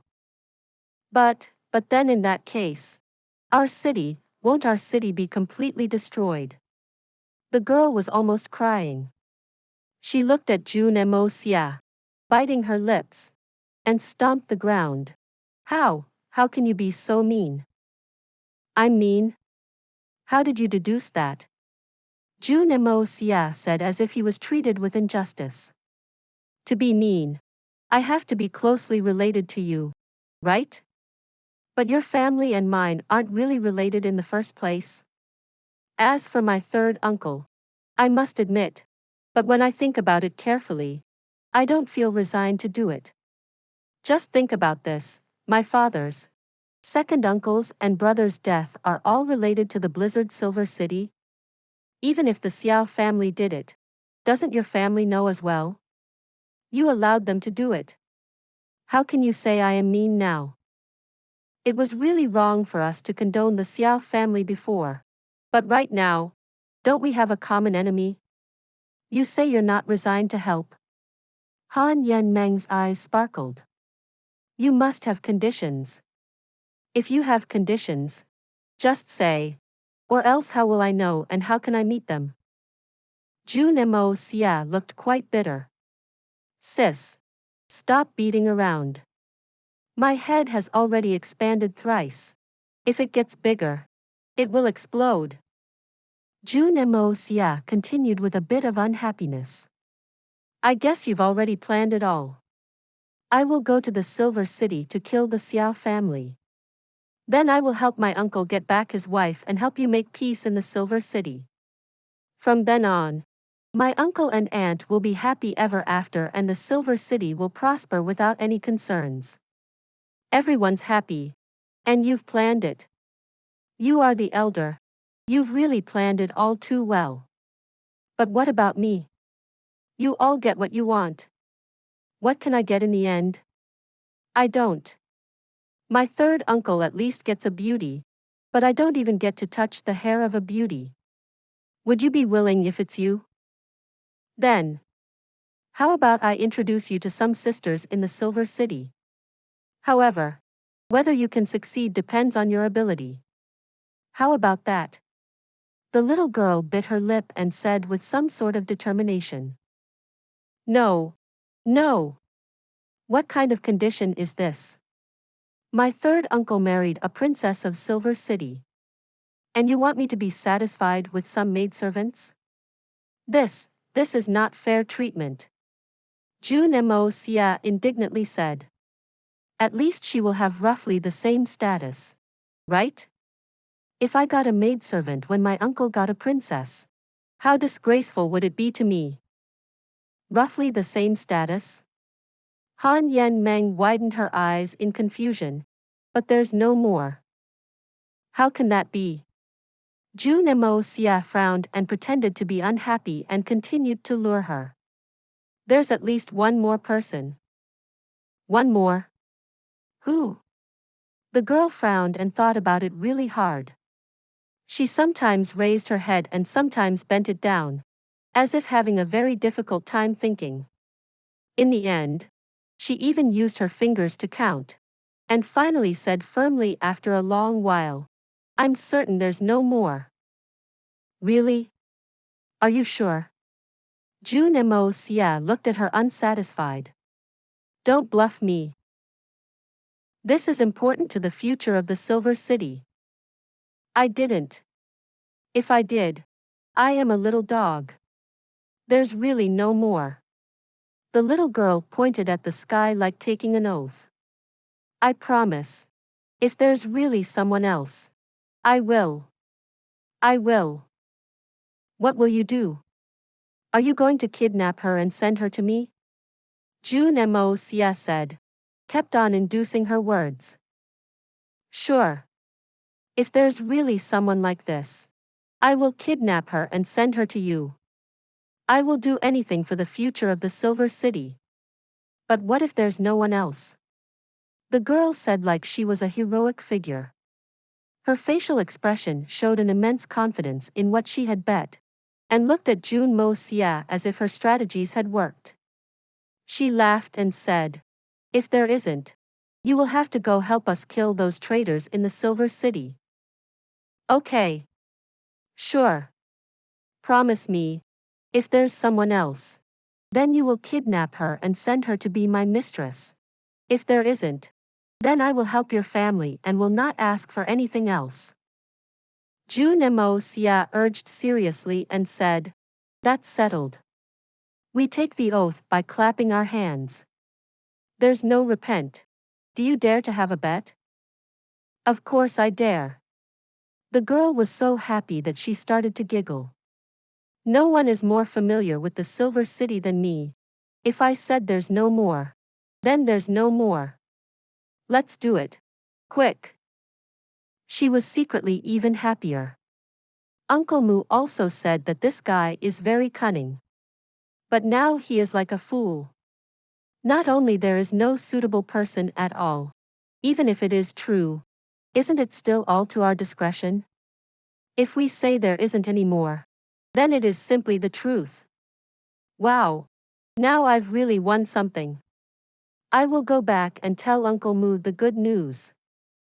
Being scared that Jun Moxie would repent now, she stuck her meaty palm out before Jun Moxie's face and shook it continually, obviously wanting to confirm this wonderful deal.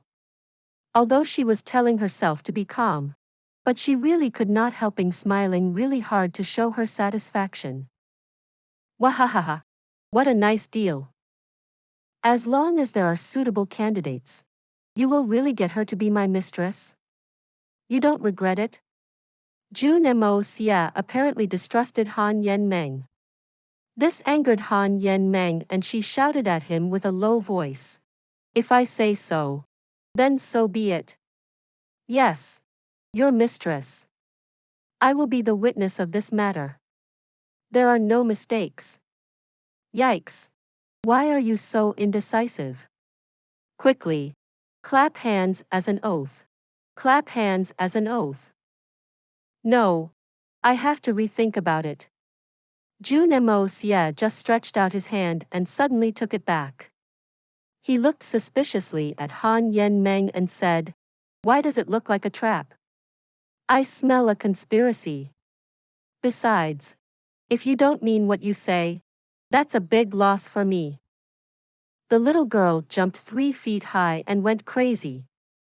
She said angrily while wielding her hands all over the place. Not keeping my promise?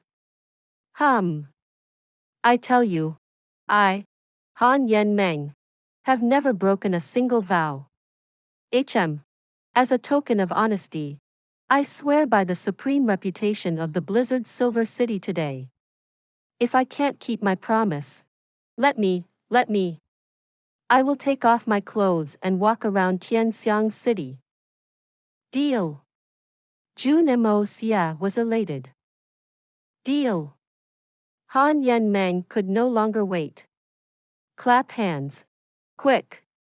Come. Please subscribe to this channel so that we are more enthusiastic in providing the best video for you.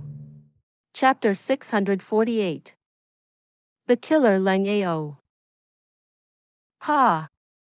Pa. Pa.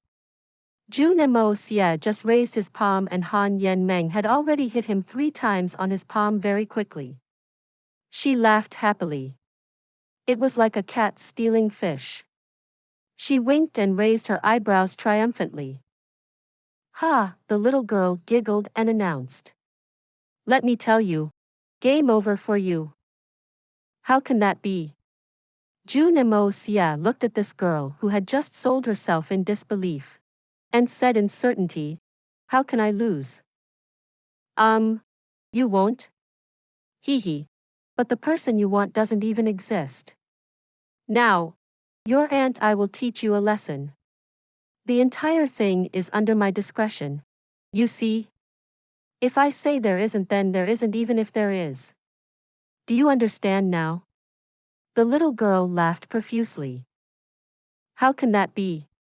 There definitely is a suitable person. How can it be, there isn't, even if there is? Aren't there 2 princesses of the Silver City? Jun Moxie hugged his own shoulders and gave a sinister smile. Besides your sister, isn't there still you? My little Aunt Han? Am I wrong? Aren't you a princess as well? Or are you not a girl? You are not a girl. Ah. What did you say? Me? I. Han Yen Meng blurted out but was immediately stunned. She covered her mouth and her arrogant smile faded and was replaced by panic. She missed herself. In fact, she did not even realize she was a suitable person. Miss Han, I'm sure you know who she is now. Then why don't you kidnap her and send her to my room? Jun Moxie said seriously. This is about the supreme reputation of the Silver City, all right? I hope you will quickly do what you have to. I know you can do it. Because Miss Han always keep your promise. Right? Han Yen Meng was dumbfounded. Her fingers trembled and her gaze was sliding everywhere. She then finally flushed. She thought for a short while and suddenly hugged her own stomach and said with a painful facial expression. How did I suddenly get a stomachache? I need to go back to have a rest. So painful. She left slouching as she finished. Miss Han, it's okay. But don't forget about being my mistress. I will be waiting. Ha. All tied up. Jun Moxie reminded her loudly from behind. Han Yen Meng pretended to not have heard and was totally gone. Little girl, who told you pretend to be my elder all day long? Is it so easy to be my elder? I must teach you a lesson and you will behave properly. Jun Moxie was feeling very comfortable. How's she going to face me again? Haha. I am being bullied around for a few days and now I've finally returned the favor. Ha. Jun Moxie emerged amidst the laughter. He was laughing so badly that he was holding his tummy. He raised his thumb and said, Nice one, Moxie. You just made her sell herself. That was really hilarious. Ha. Jun Moxie rubbed his nose and laughed. Third uncle. I also had no choice. She's pretended to be my elder for so many days. And she always calls me nephew. How can I bear that?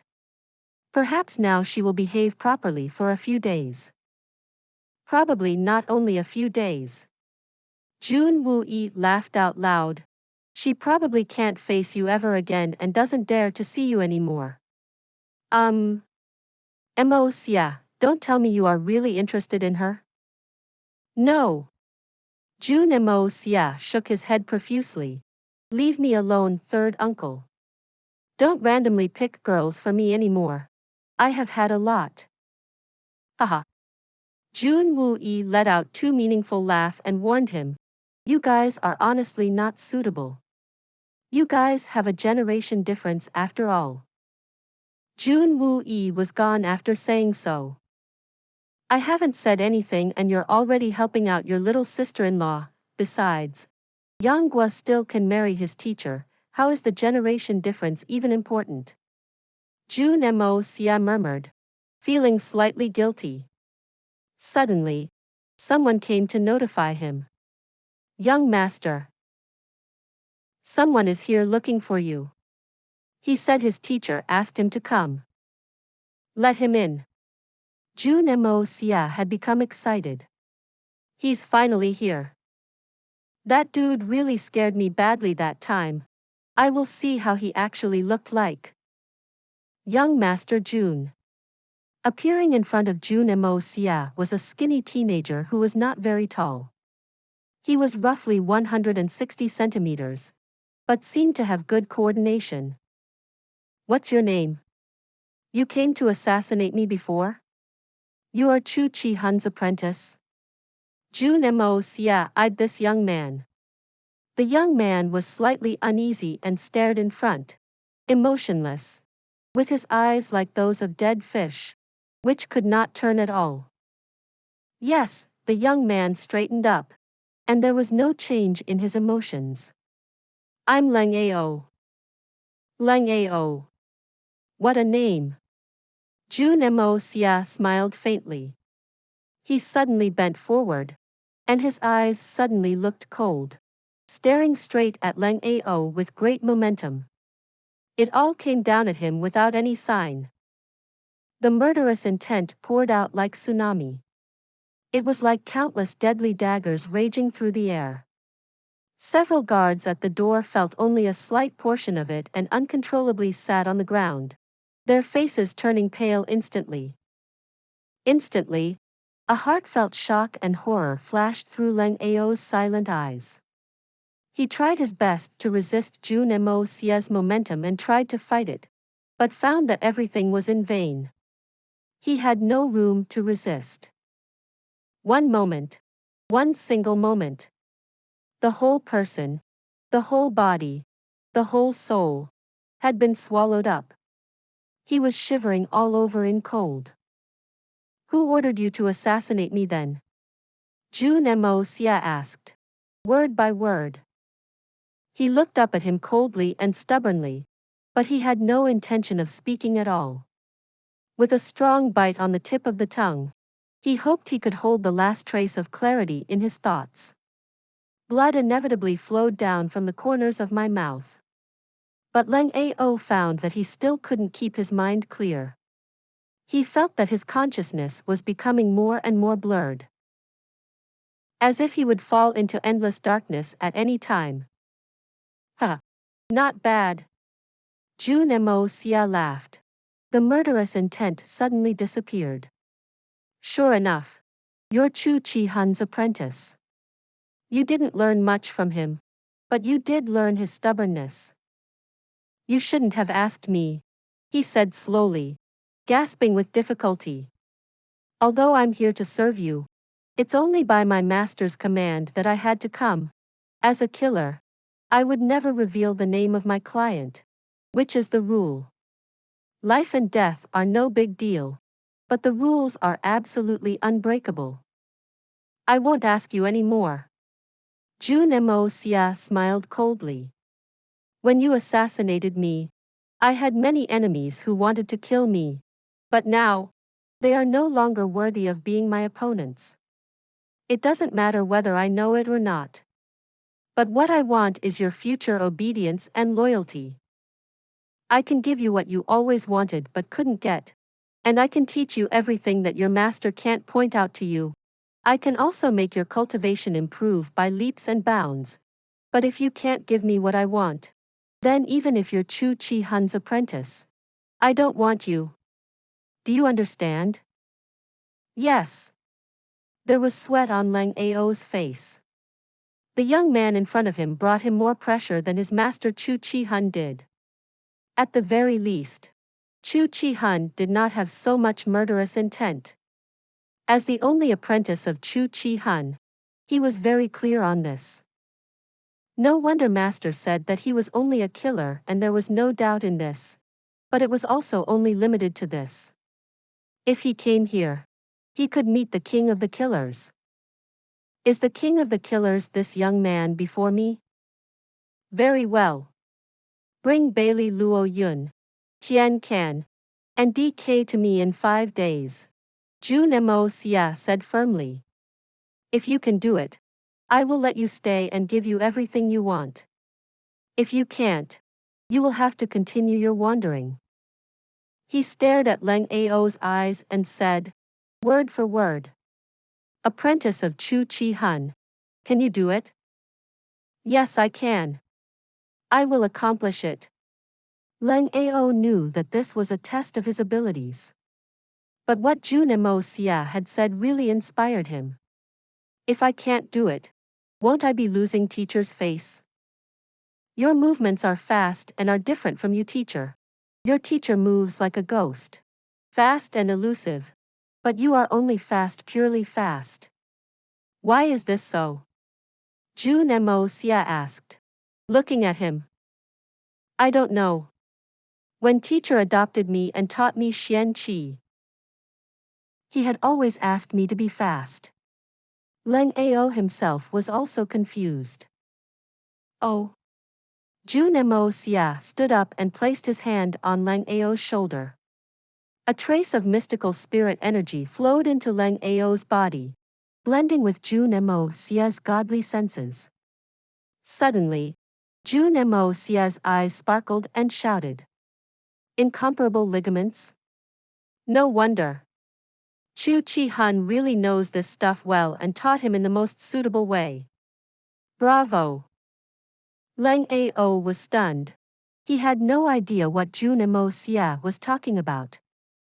Jun Moxie raised his head and waved. Go. Remember. 5 days. Yes. Leng Ao turned around and stepped out. Leng Ao's name translates to cold and arrogant. Please subscribe to this channel so that we are more enthusiastic in providing the best video for you. Chapter 649. Boss. We are celebrating for you. Looking at his silhouette, a long-standing question was finally solved. Leng Ao had been so fast that Jun Moxie could not dodge then, and his speed was above that of a top sky Xian expert when he was only an earth Xian. So that's how it is. The incomparable ligaments. There were 2 ligaments that supported the running motion of Leng Ao instead of just one. He was born special. He was fated to be faster than normal. With ample training, his speed could reach a dumbfounding limit. No wonder Chu Chi-hun trained purely his speed. But despite the correct decision to focus on speed, the way he was trained was not able to develop his full potential.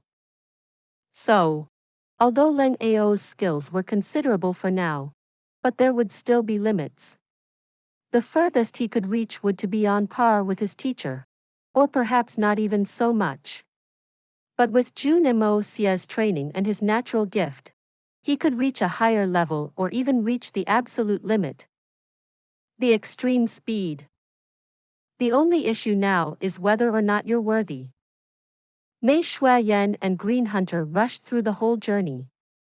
They made it back to the Tian Fa forest in only a few days, as they were fast and did not meet any obstacles on the way.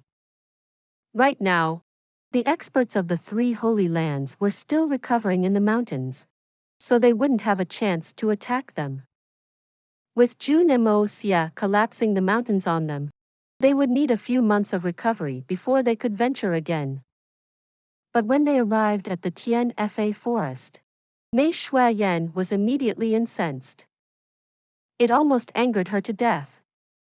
The Tian Fa forest was no longer gloomy. There were ribbons flying everywhere and there were many colorful strips of cloth. Almost every tree in the central region of the Tian Fa forest had been decorated by them. They were like rainbow swaying in the sky. The canopy of the most ancient trees had the most vibrant decorations. They had whole pieces of red cloth hanging on them, swaying and rustling in the cold wind. Mei Shuayan was even more shocked when she saw the forest ground. Every Xian beast with above the 5th level had a red ribbon tied to their waist. As they dashed around the ivy bushes, the ribbons were torn into smaller strips. By contrast, the red ribbons worn by the high-ranking Xian beasts were much more intact. Especially for those who were above 8 or 9 levels. They raised their 2 forepaws, walked with their head and chest held high. The red cloth was secured at their waist. And under the red cloth, their fluffy B** talk swayed around. They all walked about pretentiously and they looked proud. When the beast kings, including Big Bear and Long Crane, appeared, Mei Shuayan and Green Hunter were even more stunned. The 6 kings, the bear, the tiger, the crane, the lion, the monkey, and the falcon, all lined up to welcome them back. Each of them looked magnificent and impressive. They were like 6 bridegrooms. The 6 kings were all in red and even had flowers on their head. They walked over, covered in a dazzling red. They were joyous and satisfied. They peeked at Mei Shuayan before standing there properly and seriously. Did something so worth celebrating happened in TNFA recently? Mei Shuayan frowned and looked at the 6 in doubt. She could tell that the 6 had strengthened tremendously.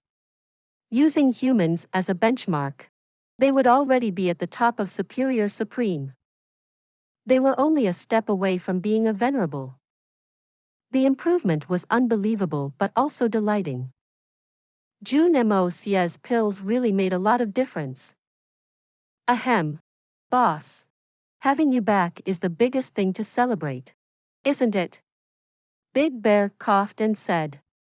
He looked like he wanted to boast about all his contributions but told himself not to. The resultant expression on his face was quite awkward. He turned his waist and made a polite gesture. Boss. Let me lead you to your chateau. Chateau. When did he learn such fancy vocabulary? This really dazed Mei Shuayan. The Beast Kings were obviously not very well educated. The 6 kings crowded around Mei Shuayan and brought her to the center of the TNFA forest. Mei Shuayan used to live here, beside a river in tranquility. She loved it.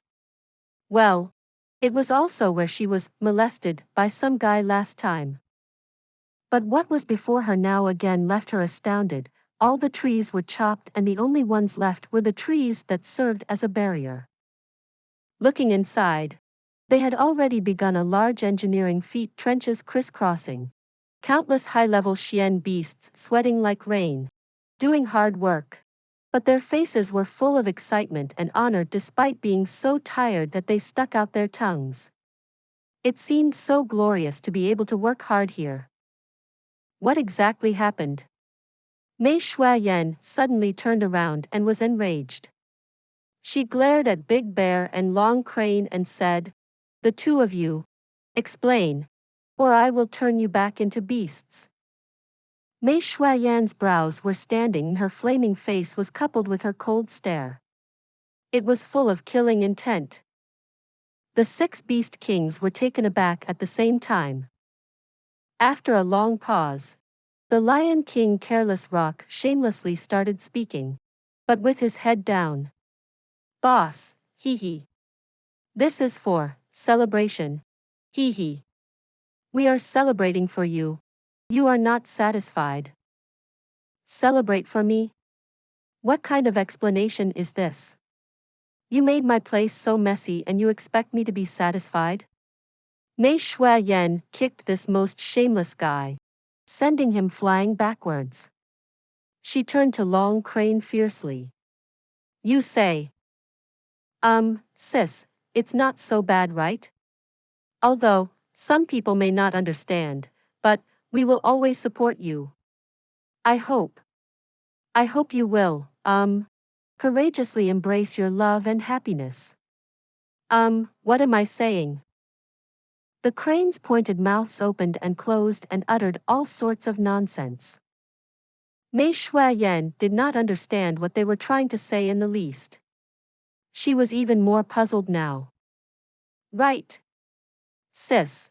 What if you are a Xian beast? We contributed the most to the Xian continent. Why should we care what others say? We do as we wish. Fret not. If anyone says anything bad about it, I will lead our comrades and kill his whole family. The Eagle King Sky Crusher said savagely, moving his hooked nose in indignation. Yes. Yes. Embrace your happiness, the other kings agreed. What are you talking about? I'm really confused now. Mei Shuayan face-bombed and said in frustration. Can someone quick-witted explain to me clearly exactly what is happening? Boss. It's actually like this. The Monkey King did not hesitate to say. We began all the work once we heard about Boss's good news. Wait. Mei Shuayan finally got it. What? What good news? The Crane King, Lion King, Monkey King, and the Eagle King gave an awkward expression, and Big Bear and Earthcracker backed off silently. Boss, ahem. Don't be too bothered. Okay? You won't lose face. The Monkey King consoled. Lose face? What is it about? Mei Shuayan was steaming. What on Xian are you talking about? Venerable Mei was clearly on the edge of an outburst. It's just about you and your husband. The Monkey King moved his mouth and said softly. Then he mustered his courage and continued. Boss. We are very delighted that you can find your love. As for your wedding, we didn't get to attend it. So, we decided to celebrate here for you. And he pointed at the palace. For example, we prepared this palace for you and your husband. You are married, so you will be staying together, haha. And I also asked them to plant the fluffy grass here. Yeah. If you have kids in the future, they won't get hurt if they played there. Married? Kids? Nonsense. Mei Shuayan's face darkened. It was a sign of imminent danger. She turned and her dart-like gaze shot toward Long Crane. Explain properly. Long Crane moved his elongated mouth and finally said carefully, after thinking for a while how to put it across. Boss decided to secretly get married and obviously didn't want us to know, but having stayed together for so many years, we are like family. So we felt we must do something. We decided to celebrate here as well when Big Bear and Earthcracker came back with the news.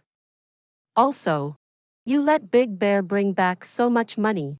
We had to spend it, or won't it depreciate due to inflation? Hee.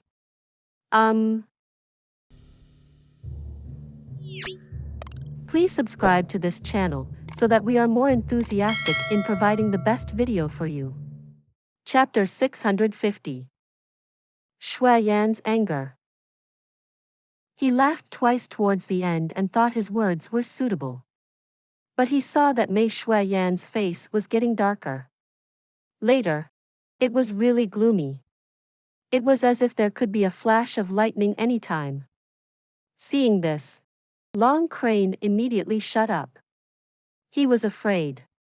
Is my expression not clear enough? Big Bear and Earthcracker, the two of you, look what you have done, he. Mei Shuayan was so angry that she even forced out a few laughs. She leaned forward and said gloomily, So I'm married, why don't I even know? Well, that's... Big Bear's and Earthcracker's faces were distorted. They stuttered and could not form a complete sentence. Who did I even get married to? When did I even get married? Ha! Mei Shuayan's eyes were flaming. She stepped forward and shouted like an explosion. Big Bear! Earth Cracker. Look at me. Big Bear shook like he was sieving grains. He put on a very pathetic face and he was so anxious that he didn't know where to put his hands. Stupefied for a moment, Long Crane suddenly jumped up and scolded with a weird voice.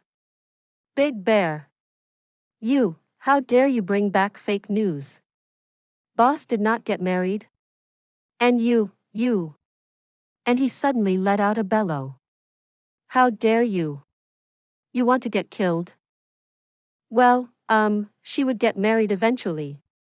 Big Bear breathed and tried to defend himself. You bastard. How dare you encourage me into doing such a thing that hurts boss's reputation? What a joke. And you still have your reasons? How dare you refute? Long Crane was very angry. Big Bear only brought back the news. But it was he who mobilized and arranged everything in the Tianfa forest. How could he not be anxious? Shut up. Mei Shuayan turned her head and snarled at Long Crane. One more word and I will break your skinny neck. Long Crane trembled and shut up, not daring to make another sound. Boss, your husband told me to do it. Big Bear broke into sobs as he finally could not withstand the pressure anymore. Boss. I am so loyal to you. The sun and the moon knows. Oh. He. Mei Shuayan's veins bulged out. She breathed in and said, Jun Moxie. With this sentence, everyone's expression became awkward. Didn't you deny it? And you talk about Jun Moxie when we mentioned your husband? Why? Yes. Big Bear quickly said, as if he had found his savior. Boss. It's for you. Your husband is a good man. You. Mei Shuayan's chest moved faster as her breathing became rapid. Her face was darkened. She closed her eyes and took a deep breath before suddenly opening her eyes and boomed like thunder. I'm going to bust you guys up. You bastards. Come here. You won't know why the flowers are so red until I beat you up. Having said this, it was obvious that Venerable Mei was completely enraged. In a flash, Mei Shuayan zoomed out and raised her hand. Pang! Bang! Boom! Dust was thrown up inside the Tianfa forest. The group of beast kings were beaten up by Mei Shuayan. Although they had become stronger, they were still not on par with Mei Shuayan, and they did not dare to resist. It was their boss after all. The open field the Beast Kings took great effort to create was not wasted. It became the perfect spot for them to get beaten up. Muscular bodies rolled around like rubber balls. They fell down and were immediately kicked up into the air again. Their cries sounded continuously. They sounded increasingly tragic and loud. Although it appeared very bad, but they were actually relieved. Boss did not hit hard. Not as hard as we'd imagine and as before. This time, although she looked very angry, everyone only received superficial cuts. Yes. Merely scratches and cuts.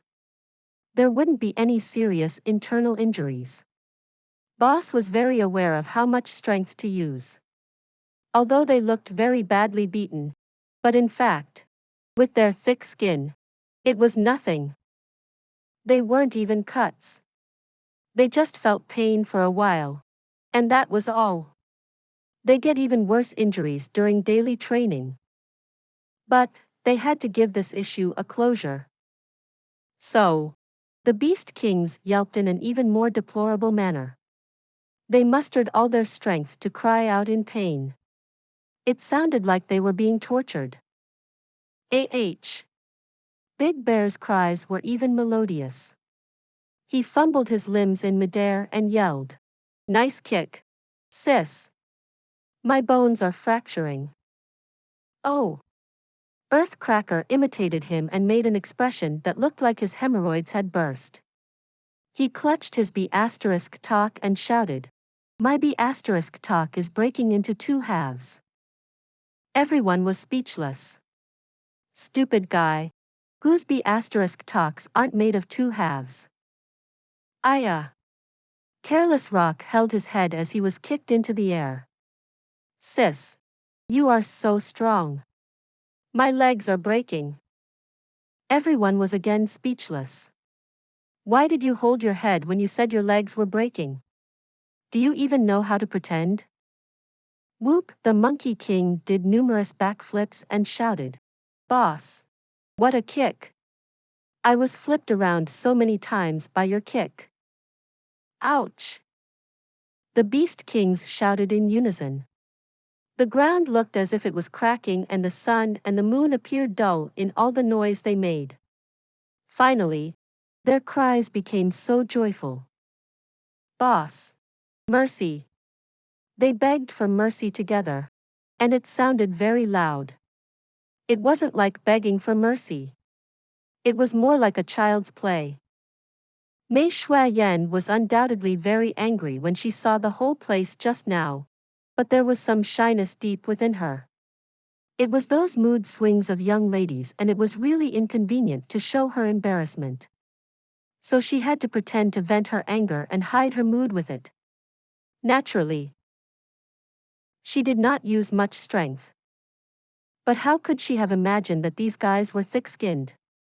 They could not even think properly. If they had already detected that she was not really angry, they just had to cooperate and act. And it would soon be over. But these stupid guys did not even know how to pretend. In the end, their cries sounded so joyful. It was like they were not getting beaten, but having a contest of whose voice was louder.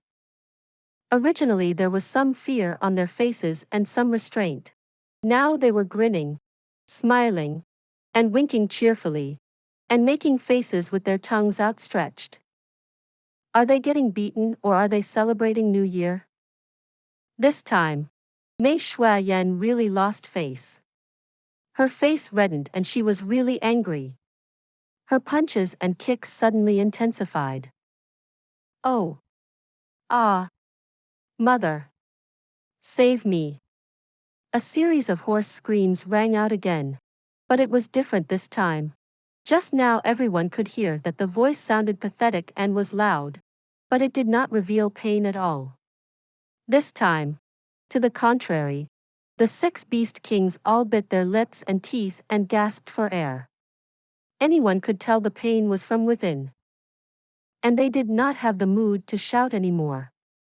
It was too painful. Their eyes were full of pain and confusion. What is this?